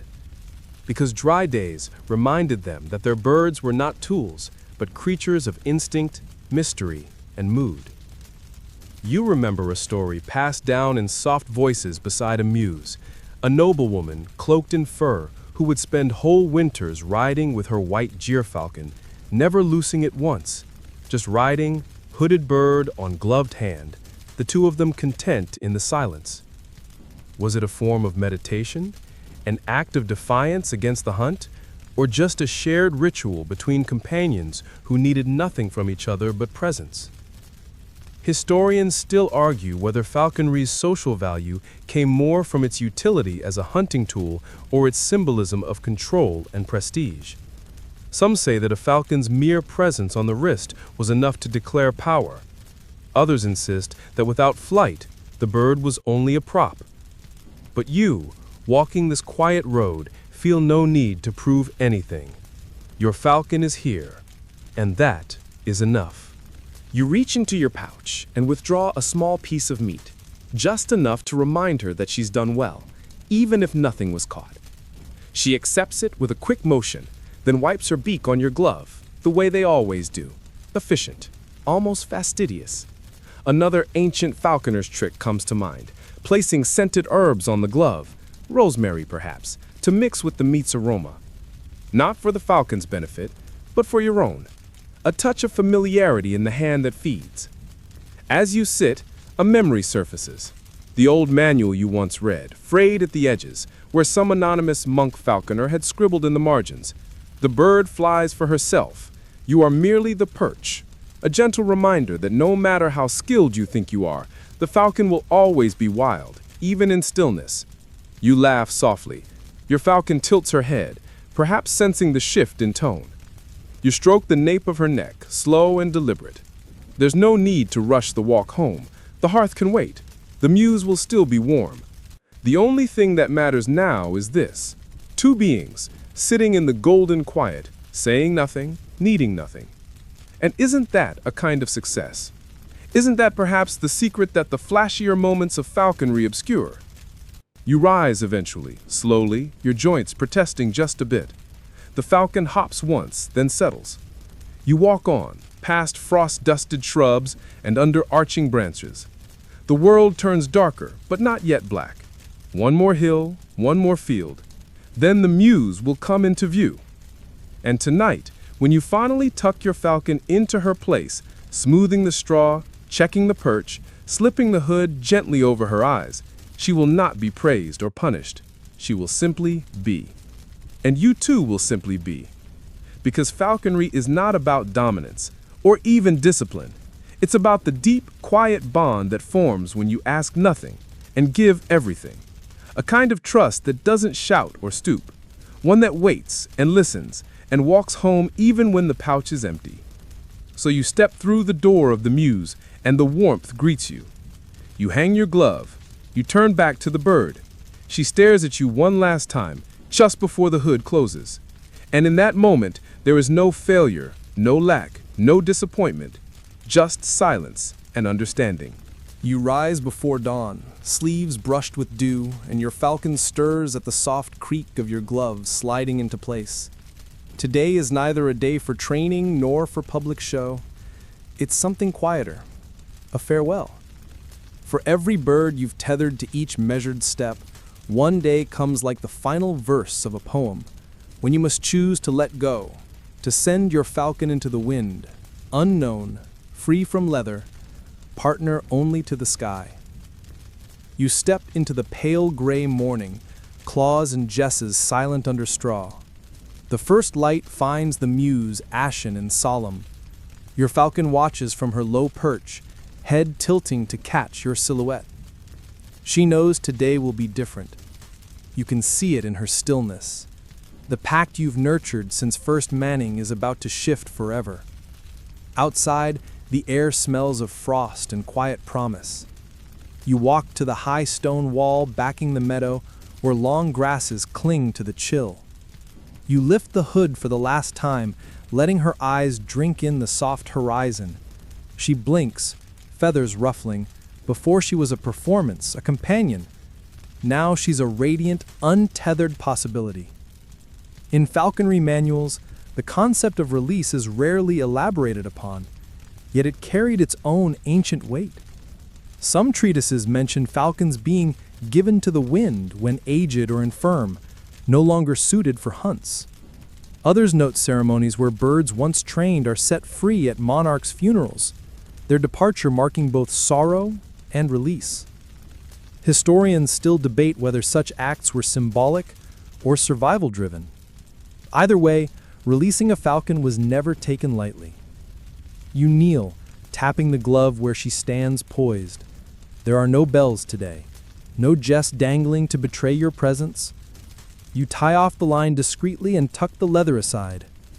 Your falcon crouches, then stands tall. She senses the finality. You raise your empty hand, steady, palm open like a farewell gesture to a sky-long friendship. Maybe she interprets it as an invitation. Maybe not. You don't speak. Your heart tightens, but you remember what trained bonds taught: respect, patience, reverence for choice. This farewell is both giving and honoring what came before, a dance you no longer lead, but witness. She steps forward, talons silent on leather. You feel the hand tremble only briefly. Then she launches, a soft leap, wings outstretched, rising into the pale morning. No stoop for prey today, no lure to chase, just wind under wing, sky parting for flight. You watch as she circles once, no, twice, drawing patterns above the grasses you know by sight. Even in release, she remembers your presence, the gentle rhythms, the silent code woven through breath and gesture. You imagine generations of falconers pausing this way, sending their falcons skyward with prayers or blessings, releasing what cannot be held. Your falcon climbs higher, small against dawn. Feathers glint silver, talons tucked, eyes keen. She arcs beyond sight, unified with horizon, drifting toward freedom's call. The meadow beneath seems hushed. The wind presses in soft sympathy. You remain rooted, tilling both grief and pride like soil. A feather drifted down, light as hope, landing on your glove. You pick it up, study the curve. A tremor runs through your chest. This feather might well grace a future drawing, a lasting memory of every stoop, every trial, every soft flap in the wind. You press it to your brow and whisper quietly, "Fly well." You don't need the falcon to hear it. You just need that moment for your own heart. Some falconers waited months hoping for return, rare, miraculous, and bittersweet. Others never sought return at all. Freedom could be the kindest mercy. You don't know if your bird will come back. You don't expect it. You've let go with love, not loss. Beyond the wall, dawn fleshes sky to rose. The falcon remains just a white dot on the edge of vision, an echo of every careful step you took together. After a long moment, you turn and walk back toward the muse, carrying that single feather between fingers. You cross the threshold silently, and in that hush, you feel your own wings settle. Absence is a kind of space, vast, open, full of uncharted winds. You place the feather in your sketchbook, between pages of collected wisdom and quiet art. A talisman, proof that release is both ending and beginning. Later you'll wipe down the glove, oil the perch, tend to straw, check jesses, and set eyes upon an empty latch. The silence will feel heavier, but you'll carry the memory of her final flight in every careful stride and every scent-streaked breath. That feather will rest beside your drawn falcon, faint lines that now meet what is real. Falconry's final act isn't control or display, but surrender, acknowledging that true partnership sometimes means letting go, a lesson wilder and deeper than any stoop. It reminds you that all bonds, however elegant, are fragile, and in their release lies a strange, sweet grace. You close the muse door gently, the falcon is gone. The day hums with possibility, empty of expectation. And in that space, your heart learns to lift, not anchor. So you step out, unburdened, carrying only one feather, one memory, and a sky opened wide for departure. You trace a quiet path through frost-flecked grass toward the muse, heart tuned to the soft rhythms of your breathing and the gentle jingle of your spare bell clipped at your side. Today is the culmination of all the hushed mornings, patient flies, and silent bonds you've shared. This section of falconry isn't wild stoops or runaway birds, it's the final tying of routines, the gentle closing of the muse, the complete cycle that started with a fledgling trust and ends with stillness earned through countless dawns. Your falcon settles on her perch as you re-enter the sanctuary of warm straw and dim-lit shadow. You slip the gloves off, hang them nearby, and set down your gear. The lure, the jesses, spare hood, each piece returned to its familiar place, as if preparing the stage for tomorrow's unrehearsed dance. Even though the day's flight ended in no catch, there is wisdom in the routine itself. The maintenance of ritual, the tidy alignment of tools, these gestures are a mirror of care, collapsing any distance between falconer and bird. You cross to her perch, secure the jesses gently to the block, and smooth straw around her feet. Her eyes follow your motions. You wonder if, in return, she's cataloging your habits. You reach to remove the hood, each finger nimble, practiced, and the instant it slips away, she blinks into freedom. The ahs that escaped your lips once as startled praise are long gone. Now, this small act simply signifies continuance. There's no dramatic release here, just returning to routine after the hush of stillness. You draw a soft cloth to wipe her beak, now speckled with the residue of yesterday's quiet meal. She applies her beak to her feathers, smoothing each barb as you once drew ink across parchment. You admire the soft glow of her plumage beneath the muse light, the curve of crowned feathers over her head. Each is a testament not just to flight, but to preservation. Every feather has been guided from tangle to alignment by careful hands like yours. Your fingers linger on her jesses, brushing away grit. These slender straps echo the slender trust between handler and hawk. Each loop, each tight bond, holds together far more than leather. It holds memory. Crafted, worn, replaced, you've stitched dozens of knots in your time. Tonight, you inspect each one, mindful. A weakened strap isn't just leather, it's potential ruptures in faith. Next, you place fresh straw in the stall, sweeping away the old bedding. Even small debris, pellet remnants, straw fragments, stray feathers, carry significance. Cleaning means you care. Healing happens in the sweep of straw. Storied falconers sometimes treated the muse like temples. No dust, no spoilage, only the hush of devotion mirrored in the bird's calm. You hang the spare hood at the stall entrance, knowing she'll need it again tomorrow. You tighten the latch, not to imprison, but to create the boundary between her sanctuary and the outer wild. For falcons, sometimes an invisible door holds deeper meaning than any leather flap. It defines safety. Now, in the dimming glow, you step back and consider the muse. Tools arranged, straw renewed, falcon settled. air heavy with reassurance. This space is both workshop and retreat, where training shadows patience and silence blooms into trust. There's no rush to exit. This gentle closing is part of the story. You lower yourself beside the perch on your knees. The falcon shifts, meets your eyes. You offer a final soft word, care nothing whether she hears or not. You scratch her lightly behind the ear, an indulgence bolder than you allow under colder lights.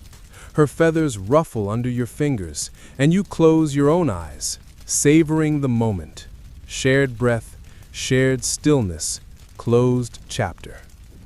You think of the long tail behind you, the eastern roots of script and practice, the rustle of lace cuffs in palace courts, the whispered jokes of village children, the failed hunts, the careful healings, the lifted hoods, the strokes of ink across parchment. All of it threads into this quiet final ceremony. The falconful hush stretches. The jingle of distant bells from your tool rack remind you of movement. But tonight, movement is optional. You let the world beyond the muse exist without your permission. Gradually, you rise, reclothe your gear, wrap your cloak, slip glove back into place, not to flight, but as a familiar press of leather against skin. You touch the perch, then step away, allowing the falcon's solitude. The muse settles into night. You rise, pausing at the door. One backward glance, the bird asleep, peace in her posture. You breathe in, letting the ambient warmth fill your lungs. You close the muse door quietly, sealing in trust and routine, ending this day's tale of falconry, not with a bang, but a soft click, like feathers folding around silence. The world outside remains vast and unknowable. Inside, legacy rests in straw and leather and velvet hush. You begin the walk home, glove emptied of weight but filled with memory. Each step carries the quiet legacy of trust, earned, honored, and now tucked away. There is no trophy, no fanfare, but everything settled as it should be. Because in this art of medieval falconry, the final chapter isn't about killing or grandeur. It's about closing the book with gentleness, knowing that what flourished in trust stands waiting for dawn's breath to unseal once more. You fade from the muse into the night, the path lit by lanterns from distant cottages. A soft hush accompanies your steps, the kind born of routine, loyalty, and the unspoken agreement between handler and hawk. At the end of the day, this is your triumph. A falcon trained, a bond kept, a heart content, and a muse peacefully closed for the night. Now, the falcon sleeps behind her wooden door, her feathers settled in a perfect fan of calm. And you, soft-footed and slow-hearted, step away from the muse, your cloak gathering the scent of straw and old leather. The night has deepened. The breeze has stilled. Even the owls have quieted their calls.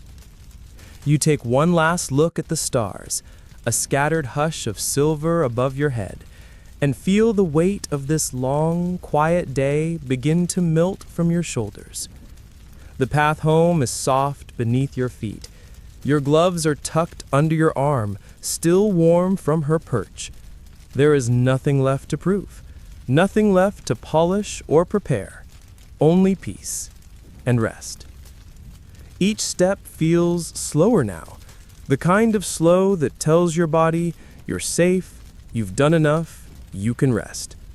Your hands relax, your breath deepens. The world around you seems to lean in with you, as if the fields themselves exhale.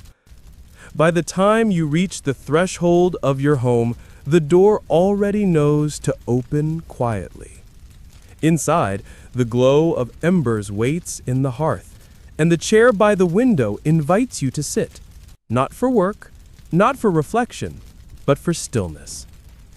And as you settle into that final, comforting quiet, the memory of every falcon's flight, every turn of your wrist, and every patient lesson of silence gathers gently behind your eyes, like feathers in the wind. You close them now. Let go. Nothing follows. Just sleep. Long, deep, and dreamless.